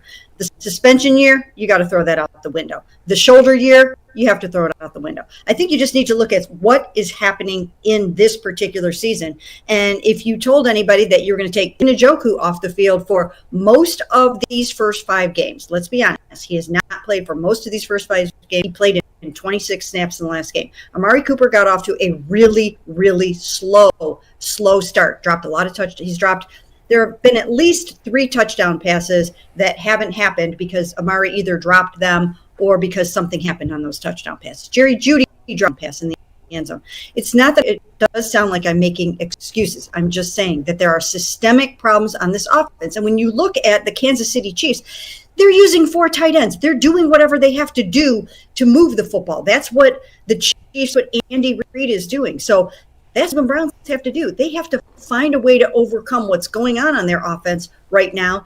And as a quarterback, that's not in your lane to do that, to figure out, hey, we should be using 4 tight ends. Maybe we should be using the jumbo formation more. That's not up to them. That's a schematic thing that has to come from the coaches. That's why Kevin Stefanski keeps telling people over and over, I have to do a better job. There are so many problems on this offense right now. They have to scheme it up better, and they haven't done a good enough in that regard. If everyone can be 5% better, including Deshaun, I'm not absolving him of blame. I'm not doing that. I'm just saying that there are so many wrong right now with this offense, with this coaching staff, with this personnel, that you just can't simplify it and say, if you take him out of the equation, all of a sudden things are going to get better. I don't know that Jameis Winston's the answer right now.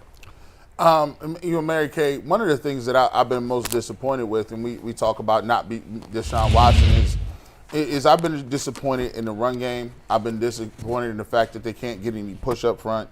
I've also been disappointed in the fact that, they can't pick up regular stunts. You look at the run game, and obviously you take a look at Bill Callahan and was in charge of the run game. But one of the things I looked at is their offensive assistant and run game specialist is Nick Charlton. Now, he's a first-time coach in the NFL, was at in college for UConn, and they were 33rd in running, and they got a little bit better. I don't know if that was the right move. Do you think it's the right move when you replace a guy like Bill Callahan with all of that, just 43 years of experience, one of the best offensive line coaches, and he's scheming it up, he's picking the plays of how you want to scheme things up and pick up blitzes, and then that job is now given to a first-time NFL coach? I think it's a little difficult. And do you believe that there's some growing pains in their staff with why they can't seem to run the football and they're having protection issues? It's a huge issue right now. It really is. They really do miss Bill Callahan. They tried to completely overhaul this offensive staff, and right now it hasn't come together. They haven't figured out. Even Deshaun said after the game, we don't know what we're good at. We don't know what our identity is, and they have to find it. They have to fix it. I don't know if look outside, bring somebody in. I've got Bob Wiley saying he'd come and help the offensive line. But when you look at what's gone on the offensive line, it's not just the fact that Jed Wills missed all 4 of the first 4 seasons. It's also, you look on the other side, and DeJuan, just want to try to tell me that DeJuan Jones is what you thought he was going to be? No, he hasn't been. I think he misses Bill Callahan. I think he's coming off of a knee injury and hasn't been himself yet. Wyatt Teller's not out there. Ethan Posick has missed time. Teams are blitzing. The Browns are not picking it up. And yes, again, systemic problem. And Deshaun, no, we cannot take the blame away from Deshaun because he's got to figure it out too. But it's a little difficult to figure it out when everything else around you is going wrong, including the defense. I mean, look at the defense. Tackle. So this team needs to, I don't know exactly what they need to do, but this week, they need to figure out what they can do offensively. I think, why not let Ken Dorsey try to call plays and see if he can come up with anything better? They need to try to figure out a way how to handle these blitzes and runs and pick up the pressure and somehow function. And I don't know what that's going to be. But I think there is a world in which talent to get it together and they can still win division games. And let's see what we're talking about a month and a half from now. Let's hope you're right, Mary Kay. You're more optimistic than we are. Tyvis said he's still optimistic. I'm with you, Mary Kay. All right. We're going to ride this thing out. All right, Mary Kay. We'll see you later. Thanks for joining us. Thanks, Mary Kay. Sounds good. Thanks. Yeah. Thanks, Mary Kay. We're going to get to our next topic after a quick word from our new sponsor, Hillsdale College. Time is the most precious commodity, so don't waste it scrolling through the same mind-numbing content for hours and hours. How can you spend it wisely to improve yourself? Well, Hillsdale College is now offering 40 free online courses, including Constitution 101, the meaning of history of the Constitution, Introduction to Free Market Economics, The Great American Story, A Land of Hope, The Rise and Fall of the Roman Republic, and a brand new documentary-style course on Marxism, Socialism, and Communism. All of Hillsdale's courses are self-paced, so you can start whenever and tune in whenever. Plus, you can go deeper with readings, quizzes, and discussions, or just enjoy the lectures. Go right now to hillsdale.edu/lockedon to enroll. There's no cost, and it's easy to get started. That is hillsdale.edu/lockedon to register. hillsdale.edu/lockedon. All right. Wow. We kind of talked about it with Aditi. Yeah. And we're going to have a little deeper discussion on Yeah. it now because we have Dustin and Tyvis here. But the defense has regressed this year. There's no ifs, ands, buts about it. The numbers indicate it. The eye test indicates it. And I'm curious, and Tyvis, you kind of mentioned it with Aditi about your time at Ohio State. Yes. If you don't trust the offense, the defense may feel like it has to be perfect. And if it's not perfect, then they lose interest. So I guess the question, does Deshaun have any fault in the defense's relapse so far through 5 games? Can he be held responsible for that side of things, or is that totally unfair? Yes and no. Yes, for the simple fact that, if you're going 3 and out, you're not getting any first downs. Now your defense is getting gassed. And on top of that, outside of being self-motivated, there's no incentive for us getting off the field. We get off the field, we get a big turnover, nothing happens. Usually that turns into points, 3 points, touchdown. Mm-hmm. And what that does is it inspires us to go do it again, especially if you do it once. Why are you doing that? I like my phone. Oh. It threw me off. I thought you was trying to tell me something. But anyways, when you see an offense or a quarterback in that offense start to put points up, it's very inspiring. Think about, I hate using myself for example, but you think about the Big Ten championship. Back when we won it all, I know college and the NFL is 2 totally different things, but work with me on this scenario here. When we won it, when we beat Wisconsin 59-0, you go out there, you stop the team, you see the offense go down and score again. So you say, oh, okay, that's that's what we're supposed to do. You get another stop, he goes out there and they score again. It's like, oh man, this what we doing today? Well, let's see. Let's keep getting them the ball back. Let's punch at the ball. Let's get strips. Let's get interceptions because that offense is rolling. So we got to keep the ball in their hands we got to keep giving them the ball while they're hot because they continue to put points up on the board.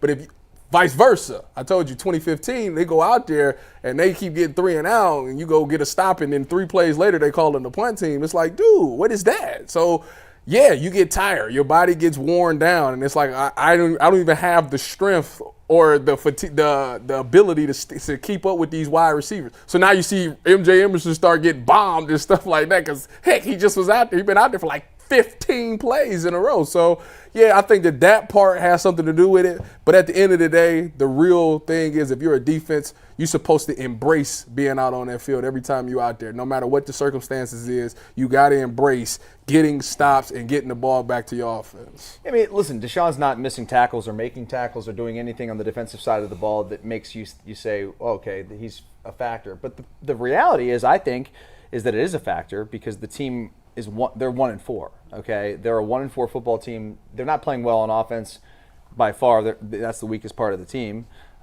They're not playing well on defense as well as they would like, I think. Yeah. Because number one, what's the reward?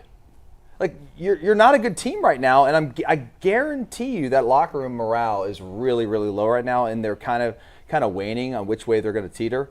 Like, are they going to eventually?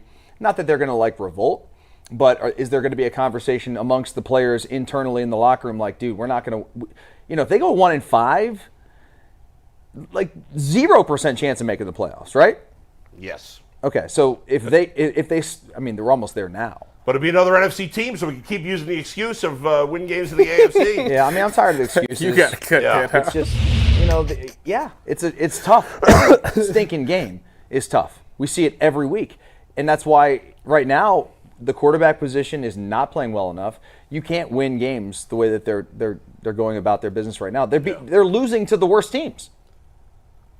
Gee, you're up. Listen, man, I disagree. With what?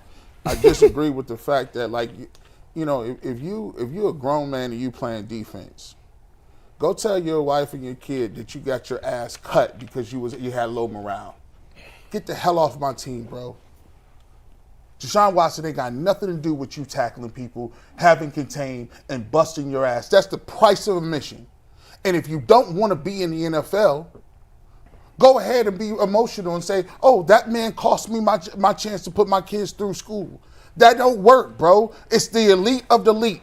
You better go out there and hunt, bro. Like, I forget all the other type stuff. Because when I'm watching the Cleveland Browns, Martin Emerson, if you want to get cooked on bombs by no-name gangsters and blame it out on Deshaun Watson, go ahead. You'll never receive a big bag. Greg Newsome, if you want to be out here strumming it up and throwing the L's up, I need to see you tackle somebody in open space, my G. And what about everybody else that's up there that's having a coat ride off Myles Garrett's career? I'm tired of everybody eating off Myles Garrett's plate. He's getting triple teamed, he's hurt, and nobody else steps up. At the end of the day, man, you got to have and there are coaches. And Tyvus, I know this for a fact.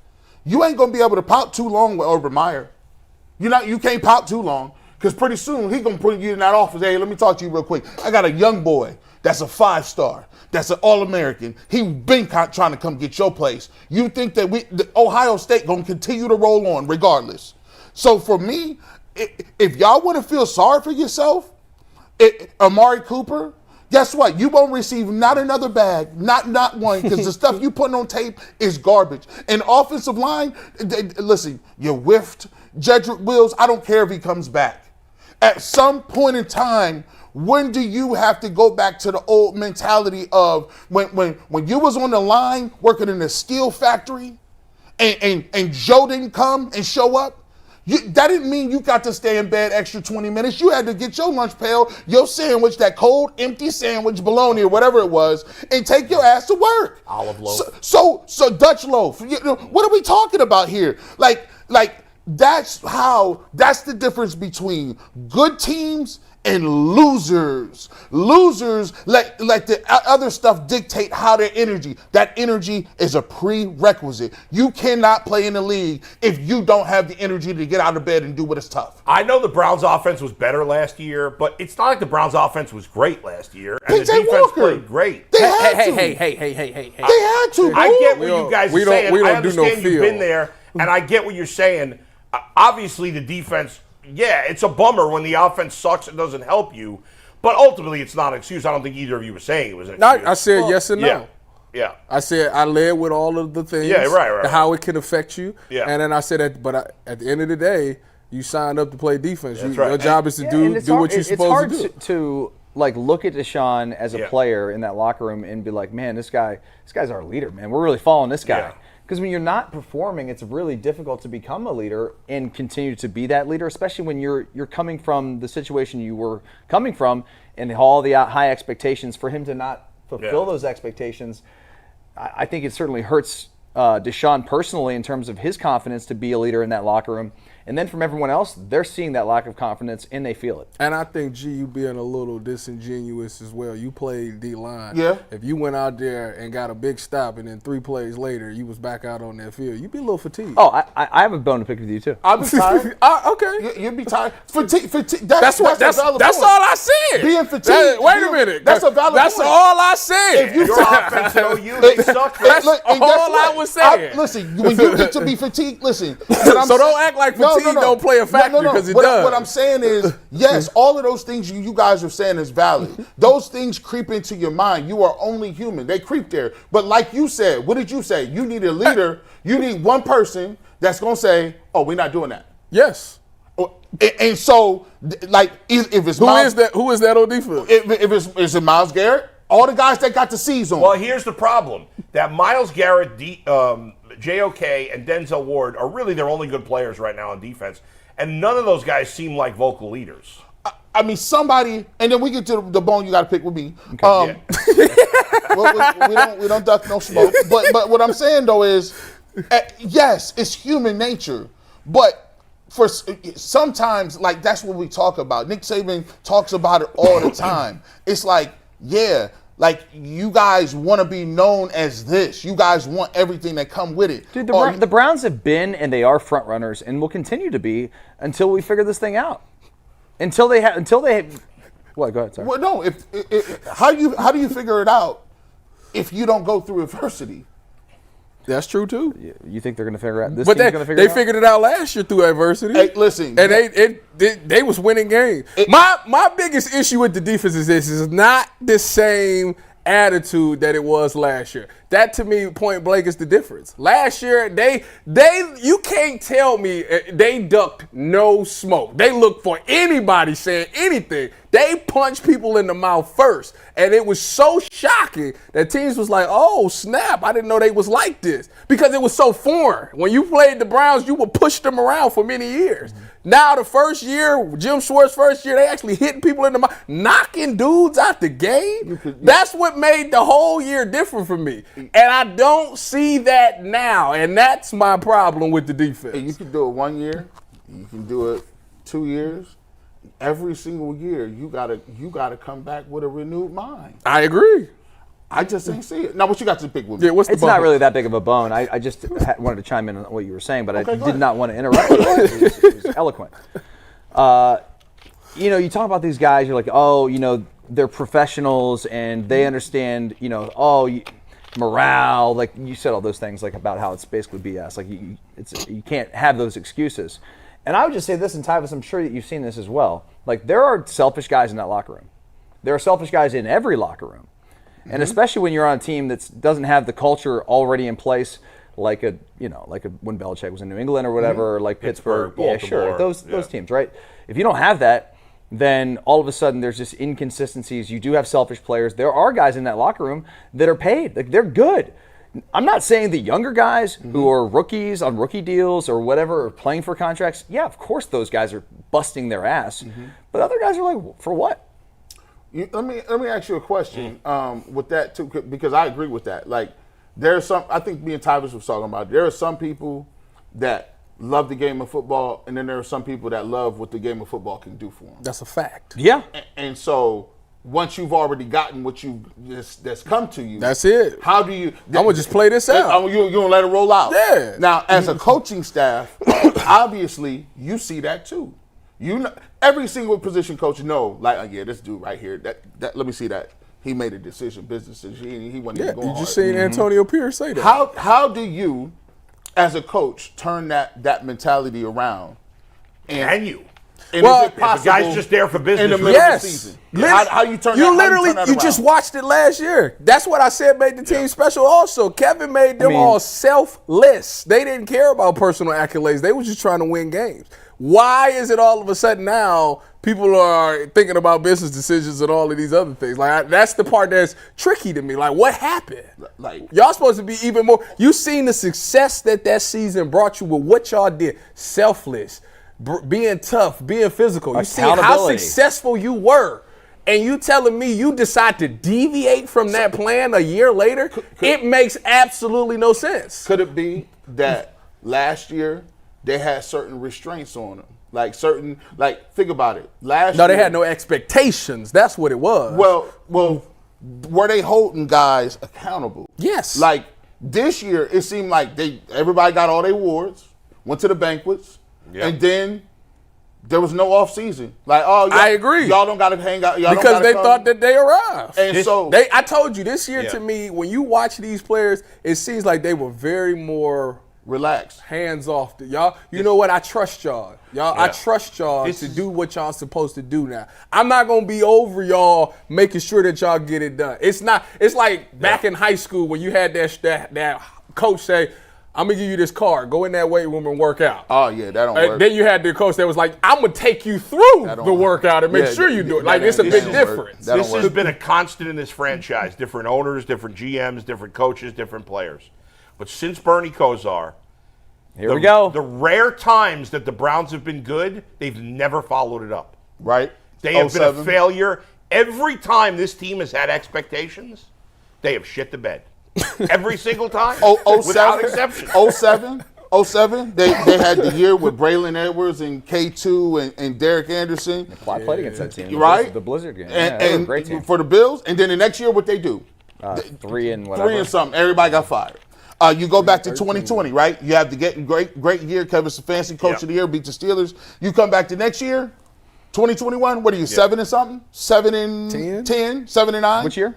2021. Okay. That was the year they was on the cover of Sports Illustrated with Baker and Odell and all of them, right? Then you come back, right? You come back, you building on that. What is it, 2023?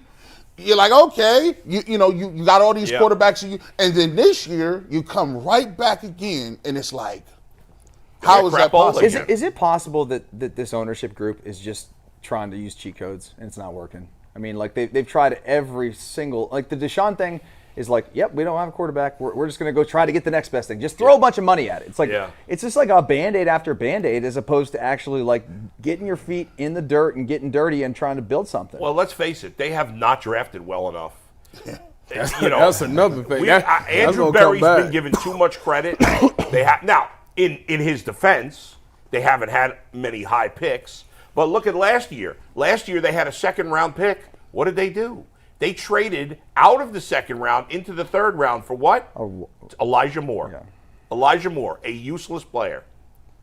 Nothing player. Is Mike Hall coming back this game? He is. Mike Hall is eligible to play on Sunday. And that's another thing. The Browns, and this was a huge problem with the Bengals for many years. And they don't really have this problem anymore. They have their own problems, but the Browns don't, under Andrew Berry, and really this started with John Dorsey. John Dorsey, Andrew Berry, and maybe it's under Jimmy Haslam because he's a criminal himself. They don't care about character at all, it seems like. At all. They have drafted a lot of low character guys. Now they got obviously some high character guys. We know Nick Chubb.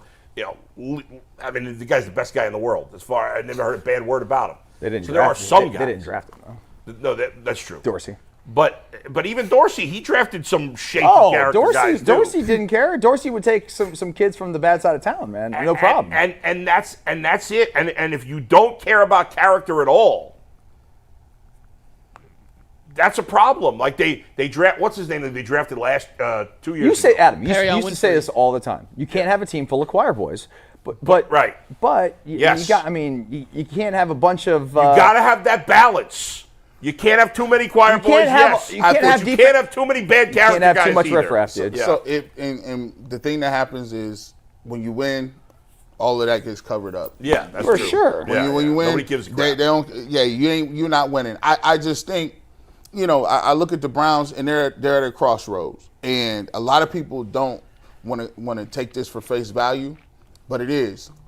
When you miss on your quarterback, all bets are off. Right. When the Browns, whether he's playing well or not, yeah. Let's be clear, they missed on Baker Mayfield. They missed. Yeah. Because your alternative it didn't work for them. Your alternative was Lamar Jackson or Yeah. Josh Allen. Right. Those two franchises got those two players, and Yeah. now where they at? So when you miss on a guy like that, but you have a roster that's too good to go back into the draft, and like Zach Wilson or like the 49ers when they missed on Trey Lance, what you try to do is say, let me find the best alternative out there that can still put me in a position my team can win. They swung the fences for Deshaun Watson. It looked like that ain't gonna work. Now here's the thing we all want to look and push it forward. Y'all tell me what y'all want to do. Either you can get rid of Deshaun Watson and you could try to play Jameis Winston, or you could go tank and lose these games. But I'm gonna let you know, the tanking option is it has collateral damage. I'm about to say it come with no doubt. That come with will the coach make the tank? Players that are still good, like Denzel Ward and Myles Garrett, are not going to even. They're not even hang out for no tank. So if y'all thinking right now that y'all can tank, get a quarterback, and these veterans is hanging around, stop it. It might be a demand of a trade. Like, immediately. Immediately. By the way, do you have any faith that Andrew Berry's going to draft the right quarterback? That's another one. I don't have any faith in him. That's another one. Well, I mean, wait a minute. Yeah. We all like DTR. I don't think he's going to be a starter? You got a mouse in your pocket? I mean, how Myles Garrett feel about DTR starting these games? You think he's excited about that? Hey, Wait a minute. Listen, if the Browns want to play DTR, I got no problem with that. They want to play him and see what he's got. I'm fine with that. Yeah, I mean, but he's probably not the long-term answer. I don't think he's the long. Personally, I don't. You guys maybe see something in him. Yeah, he's a talented guy. Yeah. But I'm a Dustin. It's deep. He weighs like 130 Dude, pounds. the odds that he's going to pan out to be the franchise. Yeah. I Less mean, than 1%. Brock but Purdy Tom did. Brady. Brock Purdy Brock did it. Purdy. All right. But it ain't us you got to worry about. Yeah. Is what do the veterans care about? Like, Yeah. are they going to still play hard for you? Because here's the thing. Here's what's coming in a couple more losses. Man, coach, my hamstring ain't even. It is tripping. Hey, it might be starting right now. Man, You know what? You want it, Mine's as a fan, you want to. That's Man, his messed hip up. flexor is It's tight, sad man. because there's might I is really can't true. even push off on that Achilles. It's as coming. a fan, Low back. you want it. At least with Jameis, even if you get the 30 touchdown, 30 interception, Jameis, at least it's fun to watch. If nothing else. Jameis Winston will aspire to guys. He will. And Jameis, you're hitting it on the head. Like, sorry to interrupt you. No, you I'm- good. I Go feel ahead. like I'm interrupting everyone today. You I'm got sorry. that. You got just. I've been on- That, part you of do the that. deal. That's I'm what not we talking, do here. I'm not talking 25 hours a week, so I got takes. Yeah. I got takes. Go, Get bro. in there. Yeah. I forgot what I take was. Jameis Winston's Inspiring Oh, guys. he's a leader. I mean, the guy has a He is. charisma about him. Yeah. Yeah, we laugh about it, and some guys maybe take it like, whatever. But like, Yeah. I do think he's genuine. People love him. Yes. Listen He's to Jameis goofy real in a quick. good way. Yes, Yeah. Hey, like this we're is- eating W's. Like we're like, Yeah. Dustin, this is I think important. Listen to any of Jameis's former teammates talk about love him. Jameis. I'm Yeah. serious. 100%. It is the was- utmost glowing endorsement of a guy who Yeah. hasn't been that great. Like, I don't know. He's been solid. I see Gerald McCoy and Deshaun Jackson dogging him because of his eating W speech. But that's the one exception. But they said Deshaun they Jackson's a loved Jameis. piece They of just crap. thought it was F him. corny. That I'm not that really one taking anything moment. he says. Yeah. serious. I'm just Dudes giving you love an Jameis. example. I'm sorry, Steve. No, no, It's no. like saying I'm Antonio out of Brown character didn't like here. him. Yeah. Guys love Jameis, and I do think given the opportunity, he could. I'm not saying he would, Yeah. but he could rally the troops in a way we haven't seen this year. Why couldn't he be maybe not the franchise, but why couldn't he be the next 4 years? like. He's only 1 year older than Deshaun, so it's not It's like so weird though because he's barely played outside of a couple games for the Saints for the last few years. If Stefanski could make Flacco look like Joe Montana in this Jameis offense, Winston. Jameis Winston should Let's look go. pretty decent. They should start Jameis and go back to last year's offense. 100%. Let's go. To Bull's 100%. point, then we'll talk Guardians. He has played Yeah. 4, 11, 14, 21, 24 games since 2019. He's thrown a total in that span of like 250 passes. Hey, Wasn't he a starter for the Saints like 3 years? got He ago? went hurt. 5 And and then 2 then in he got hurt. 2021. He got hurt. went 5 and 2 through 14 touchdowns and 3 interceptions in 7 games. That's fixed. No, because, hey, because I- going from 30-30 to having 14 and 3, McNuggets. I'd take that. I've been today. asking for 4,500. How many yards? If you want 4,500, that's your guy. how many yards he throw that 1 year that he was just stupid? Like he was just 5,000. 5,109. You ready for his stat line? Ah! This is his stat line from Uh-oh. 2019. Denise! One of the best stat lines or funniest stat lines My knees ever. is moving. He went 7 and 9 in 16 games. Yep. Threw 626 passes, led the league. Completed 61% of his passes for 5,109 yards, 33 touchdowns, 30 picks, averaged 319 yards a game. I'll take it. He was a fantasy demon, boy. You know Oh what's my amazing? God. He put up all those numbers, and he only completed like 60% of his passes. Speaking of, did he was going deep then. Who was the Jeez. guy who dropped Deshaun in our league and picked up James? Oh, I think Butters. Butters did. Butter's funny. The other thing about Winston, though, if you get him in there, he's not going to be scared of a pass rush. No. He's also much tougher to get on the ground than Deshaun Yeah, he's Watson. big. He's a big fat ass. Dude, he's That's like right. Ben Will you stop with Roethlisberger back that? there. What? Hell. Always talking about Hey, James' fat ass. man, you always talking about donkeys, man. You talking about fat asses? Fat all ass. the Fat time. asses. Bull's a big fan of Jameis's ass. He's brought it up That's many true. times before. He's Speaking an ass of- man. Speaking of looks when it comes to other men, let's get back to the Tigers. By the way, how much action is Kerry Carpenter getting? This is a good-looking dude. Have you seen this guy? Probably had a good night. He is. What? I mean, he's getting all kinds of action. This guy. What's going on with you? Well, Let me find out you peeking through windows, boy. let me explain something to you. Let me explain something to you. All right. Let me find out. I am fascinated by the fact No. that as a professional Starting off athlete, well here. as a professional athlete, you do not. It's almost irrelevant what you look like to get girls. Look at offensive linemen. Yeah, right. I mean, no All offense. all these offensive line, these big fat guys, They're slobs. have these gorgeous wives. What's that all right? supposed to mean? That means they only get them because they're football players. Or They might got game, bull. Man, Ah, come on. tell Wyatt you what. Teller's got game. I mean, come on. Guy- He probably funny. The there's guys in the league. There's guys in the league that look like the Elephant Man. But you know what? You know what, Tyvis? I'm funny, right? Listen, I was getting no action. I'm gonna tell you right now. I was playing. All the girls were, oh, you're so funny, you're so funny. Then they're banging the dopey, unfunny guy next door to me. I'm gonna tell you right now. You gotta. Yeah. Gucci Man once said, "Before I had money, I had sauce. If you ain't got sauce, then you're lost. But you can also get lost in the sauce." When I was calling minor league games, these are A-ball players.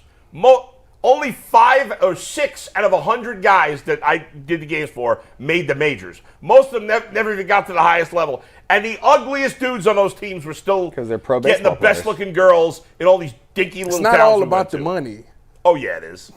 It's not about the Also, money. baseball players are much better looking than like most other athletes. Hey, There's some cachet to being a baseball anybody player. better looking than Jimmy G? I mean, come on. Oh, no. I mean, he's But Kerry Carpenter's a good-looking dude. what is this, G? Yeah, You got to be comfortable in your sexuality. It's I okay. am, but I It's just okay. don't. It's fine. you All right, know. let's get to this game. Obviously, a heartbreaking loss for the Guardians. They lose in the ninth on a 3-run homer by Kerry Carpenter with 2 outs and 2 strikes and 2 on. It was stunning the way this game ended because Emmanuel Clase, who almost gave up the lead in the 8th inning, comes in for Gaddis, 2 out, 2 on. Who hit the ball that Quan made the great catch? I can't remember. Perez, Wenzel Perez. Oh, Wenzel Perez. Right. First of all, off the bat, I didn't think there was any chance on earth that Stephen Quan was going to catch that ball. I'm sure you guys have seen the replay or the still pictures. I still can't tell for sure whether he caught it or not. I thought it was a clean catch. I thought it was too, but it does. I could see why somebody could say it didn't. Yeah. But I mean, listen, his reaction was perfect. Yeah. Look at that. Look at that. I mean, it's so small. Yeah, that was crazy. It is, but What it looked like to me is that it hit when it bounces, right? I think it hit the bottom of the glove and bounced up to the top of the glove. Ooh, But so it might have hit the grass. I can't tell. Once you saw the replay, you knew they weren't going to change the call because they had called On the it a field, catch. it was called a catch. Right. There was no. It Even with all the 100%. replays and the high def and everything, people are texting me or tweeting me still pictures. You couldn't see anything in the still picture. You couldn't tell. There's nothing definitive there. The bounce make it bad. Right. But to me, my first reaction was it bounced off his thumb. It bounced off his thumb and went up to the top of the glove. I hit that leather first. That's what I thought. That's what it looked like, but We'll never know. If it was whatever they were on the field was going to stand. 100%. And that's what happened. So when you get out of that jam, you're like, okay. It's meant for us to win. It. And then Clase gets the first 2 guys, and you're facing the 8-9 hitters. By the way, do you have a picture of Jake Rogers? Speaking of No, but I texted you in the group. That Yeah. it has to be fake. It has to be glued no, it's on. not fake. That have mustache you guys is seen real. what Jake Rogers looks like? No, I'm about to go pencil look thin? it up in the group. Is there any way to chat. put up a picture of him? Anthony's taking a poop right now. I mean, so when he gets back, is the. maybe. Hey, why much you put him information? all out there like that? Because I told him don't leave, and he Yeah, left. Google Jake Rogers and see. He's got this mustache. He looks like he's from the 70s. What chat did you put it in?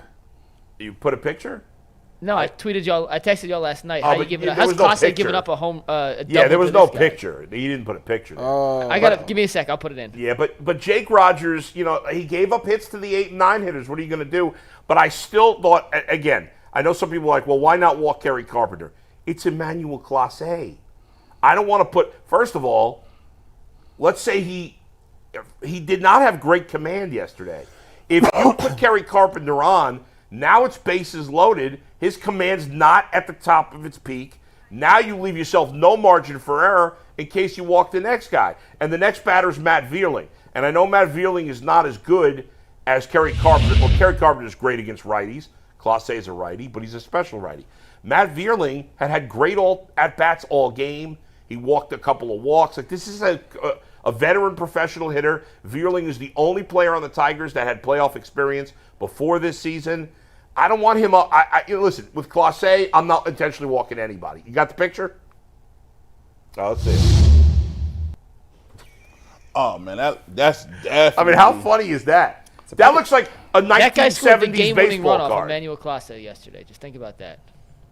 Yeah, he got the single, You and then can't even hate on that mustache though. Man, that's it's just crazy. so funny. It's so thick. It's awesome. It looks like he just taped it on. But it looks It like does look it looks taped. like I remember first buying baseball cards like in 1978, and there was half the players look like this guy. Yes. I mean, that boy is full too. Good player, That's but he's not a that- great hitter. That's that 80 adult film stash. Yeah, it could be that too. It was a porn stash. Yeah, certainly. It takes a special kind of woman to like that. But it was a heartbreaking loss. It was a great play by Quan. I don't know if you guys. How about the throw by John Kenzie Noel in the fifth inning? That was Well, sick. I'm glad he doing we it have that play? defensively, because offensively he ain't. He's not hitting right now, but man, first of all, he made a great catch earlier in the game. I don't remember what inning it was. And then this play, Yup. Matthew Boyd's last batter, big Christmas. Look at this that! throw. Look at that turn. What He happened? caught it on the run too. Look at this turn. I don't know why it's. Oh, here we go. You're I dead. mean, you cannot make a better throw than that. It's ridiculous. 99 times out of 100, the can't run's going to be believe safe there. I ain't seen a throw like that since Manny I Ramirez. can't believe. That was like Right Yasiel Puig out there. there. Puig, Manny, I said Bo Jackson because I'm older than you guys. Oh, my But, God. I mean, that was an incredible throw. And you had that play, you had the Quan play, you have Clase pitching. I'm like, they're going to walk this off in the ninth. And unfortunately, Kerry Carpenter beat him. Don't jump off the bandwagon on this team. The Tigers don't have Tarek Skubal pitching in Detroit. By the way, I'm telling you, all you're going to see in Detroit for the Tigers is a bunch of relief pitchers go an inning or two. That's it. They don't have a great lineup. They have like They don't two have a great- decent hitters. Kerry Carpenter's very good against righties. Torkelson's decent. But he's had a terrible year. He was top draft pick. Had a great year last Well, I year. wasn't following the Tigers this year. I'm saying No, I'm overall saying- he's been a good player. But they have nobody. Carpenter against righties is very good. That's about it. Vierling's okay. Riley Green's okay. Aren't they still paying Miggy? They are. That's crazy, isn't it? By the way, their payroll of their active 26-man roster is less than 26. It's pretty amazing. It's less than $1 million. They deserve per credit player. for what they've done. Absolutely. Their highest paid player right now is Javi Baez, who's on the injury Who did list. you He tell me sucks. was winning the manager, the AL manager? Probably the Royals manager. The Royals. But the Tigers manager, AJ Hinch, is deserving as well. So is Vogt. How does Steven Vogt not win that when you won the division and you're a rookie? Because the Royals and Tigers lost 100 games last year and made the playoffs. The Guardians didn't make the playoffs last year. They didn't, but they weren't that bad. They were under, they were I mean, below when they average 80, team. 80 games? I don't know how many games did the Guardians lose last year? Last year? 86? 85? I'll tell you one sec. I feel like I mean, that's the Royals, a I slam. think, lost 104. I mean, they were. I think that's a slam. If I come in and I'm a rookie manager and I win the division Yeah, but and the second it's- best team, best it's all 86 about- ball, you're right. The What's that? Tigers had a better record than the Guardians last year. So how's The that- Royals lost 106 though. Okay. The Tigers had a better record? The Tigers Oh, finished yeah, that's second right. place last The season. Royals, that's why the Royals, right, the Tigers. The Royals went from 56 wins last year. The Guardians had 76 wins. The Royals had 56. The Guardians had 20 more wins than the Royals last year. This year, the Royals had 86 wins, so they improved by 30 games, and the Guardians improved Guardians by- went up 16. Yeah, I mean, you lose 106 and you make the playoffs the next year. Plus, the Guardians had some expectations coming into the season, not huge, but most people thought they'd be around a 500 team at least. Nobody thought the Royals would be any good, and he did a great job. And it's the team that exceeded their expectations by the most. That's how Manager of the Year goes. That's why Kevin Stefanski's not the best coach in the NFL. He won Coach of the Year because they exceeded expectations more than any other team with everything they had to face. Matthew Boyd pitched really well yesterday. He did a great job. Isn't Cobb?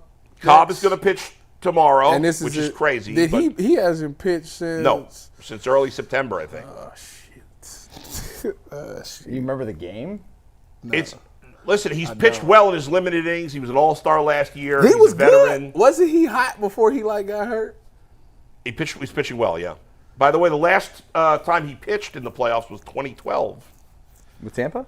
with Tampa, and he pitched against the Yankees. But before that, he pitched against the Guardians and Danny Salazar at that. That playoff was the game. one game playoff. Why? That's right. God, we were at Why the Cleveland is- there. Yeah. Why Well, did the Ben last time Lively- Alex Cobb pitched was September 1st against the Pittsburgh Pirates. 6 innings, 2 hits, no runs. Yeah, he was pitching great before he got hurt. Why did they leave Ben Lively off? Because they were only going to use 3 starters in this series. And the reason they put Joey Cantillo on the roster as opposed to Lively, even though Lively's pitched better That's dirty. this season, is that Cantillo is a lefty, and he throws harder than Lively does. and they thought potentially they could use Cantillo as a weapon in the bullpen. Ben Lively's stuff doesn't really play out of the bullpen. Cantillo's a lefty. The Tigers have a lot of the Tigers are not as good against lefties, and that's why. Okay, he'll probably be on the roster in the next round.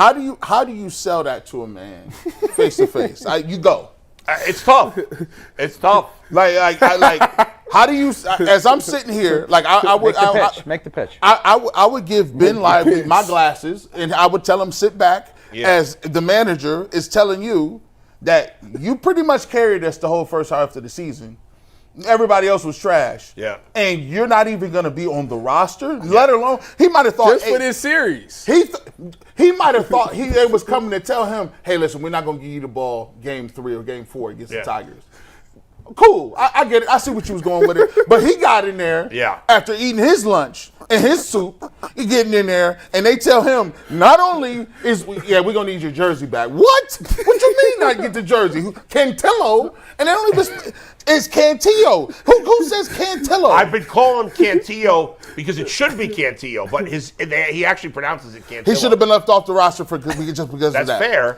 But that's crazy, bro. I think Lively has a decent chance to be on the roster for the ALCS because it's a longer series and they're going to need a fourth starter. They haven't used Gavin Williams at all in this series. I wonder if they'll use him out of the pen potentially. I forgot about Gavin Williams. Gavin Williams too. He has not pitched in this series. And he's not scheduled to start, and he won't start. No, because Bybee will pitch game 4, and Boyd will pitch again in game 5. I totally forgot. He slipped my mind. Hey, listen, he cold bud. Hey, Tristan McKenzie is chilling somewhere in Rockport. At least Lively is in the dugout. Tristan McKenzie's back home. They let him on the property. He should have got. Yeah, he's in the dugout. I saw him yesterday. Oh, they let you in the dugout. I thought you didn't make the roster. You at the crib. No, there's a couple extra guys that are in there. So do you get to travel with the hoodie? Yeah.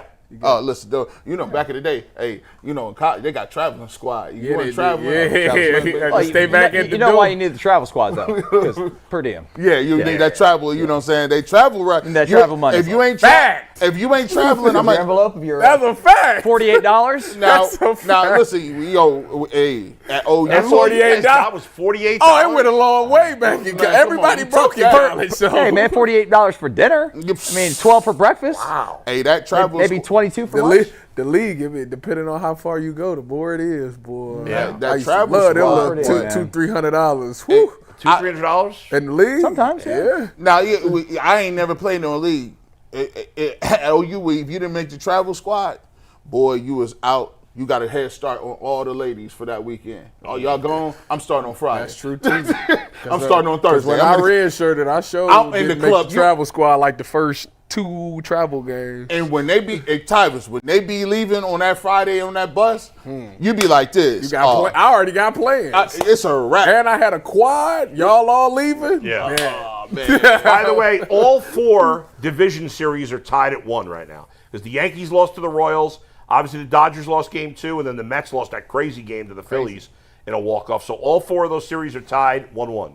Who do you think starts for the Tigers game 3? They haven't announced a It doesn't matter. starter. It's going to be a bullpen guy. They're going to an opener. They're not. Nobody is going. I bet you that not a single Tiger pitcher in either of those games faces a batter more than once in that particular game. Like he might pitch 2 days in a row and face the batter, but they have all these young pitchers they called up late in the season. They've purposely been doing it this way for the whole last month of the year. They use openers. Their starters only go 3-4 innings at the absolute most, and in the playoffs it won't even be that long. They're all young. They're all inexperienced.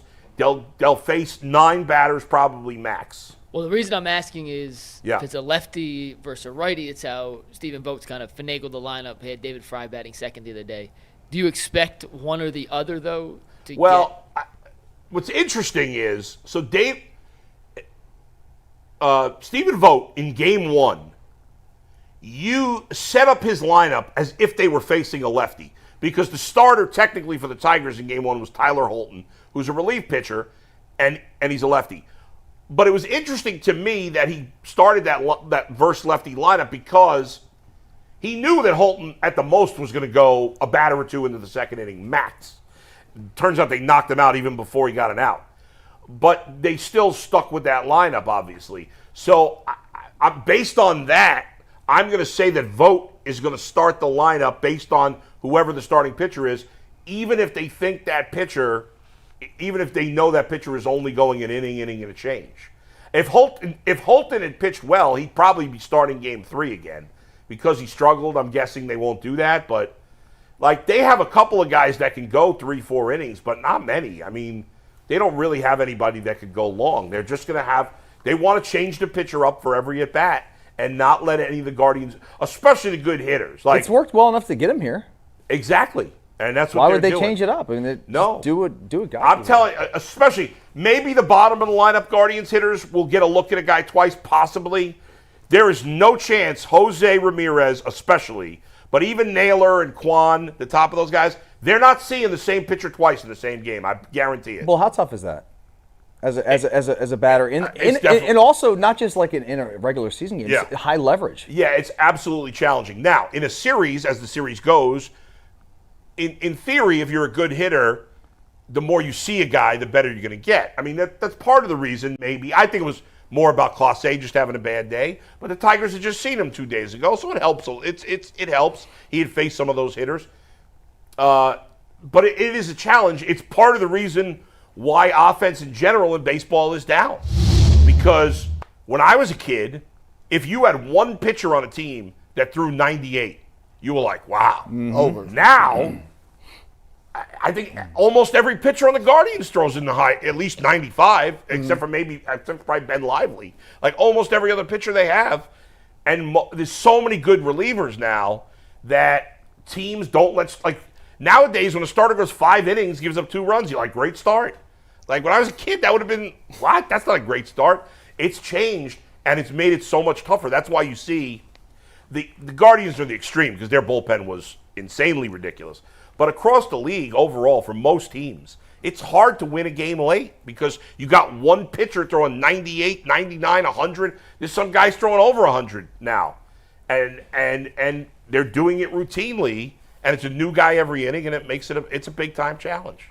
We got some super chats to wrap up today's show with, Bull. We got 1, 2, 3, 4, 5, 6, 7 of them. All right, go ahead. Start the first one comes from M. Bynes, who says, the holdup on the Stefanski extension had to be Jimmy saying, run this offense, make it work, what's your price? Otherwise, it makes no sense what we are seeing. Jimmy is I mean, come on. I'm trying not to insult people personally.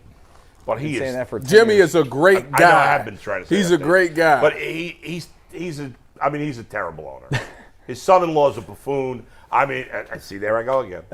What can I do? I step on my own feet all the time. Go ahead. Brody's bottom line says, ask Jason how many legs Kareem Hunt has now. Our buddy Darren Smith. By the way, the same. I sure picked him up in fantasy. By the way, shout out to Darren Smith.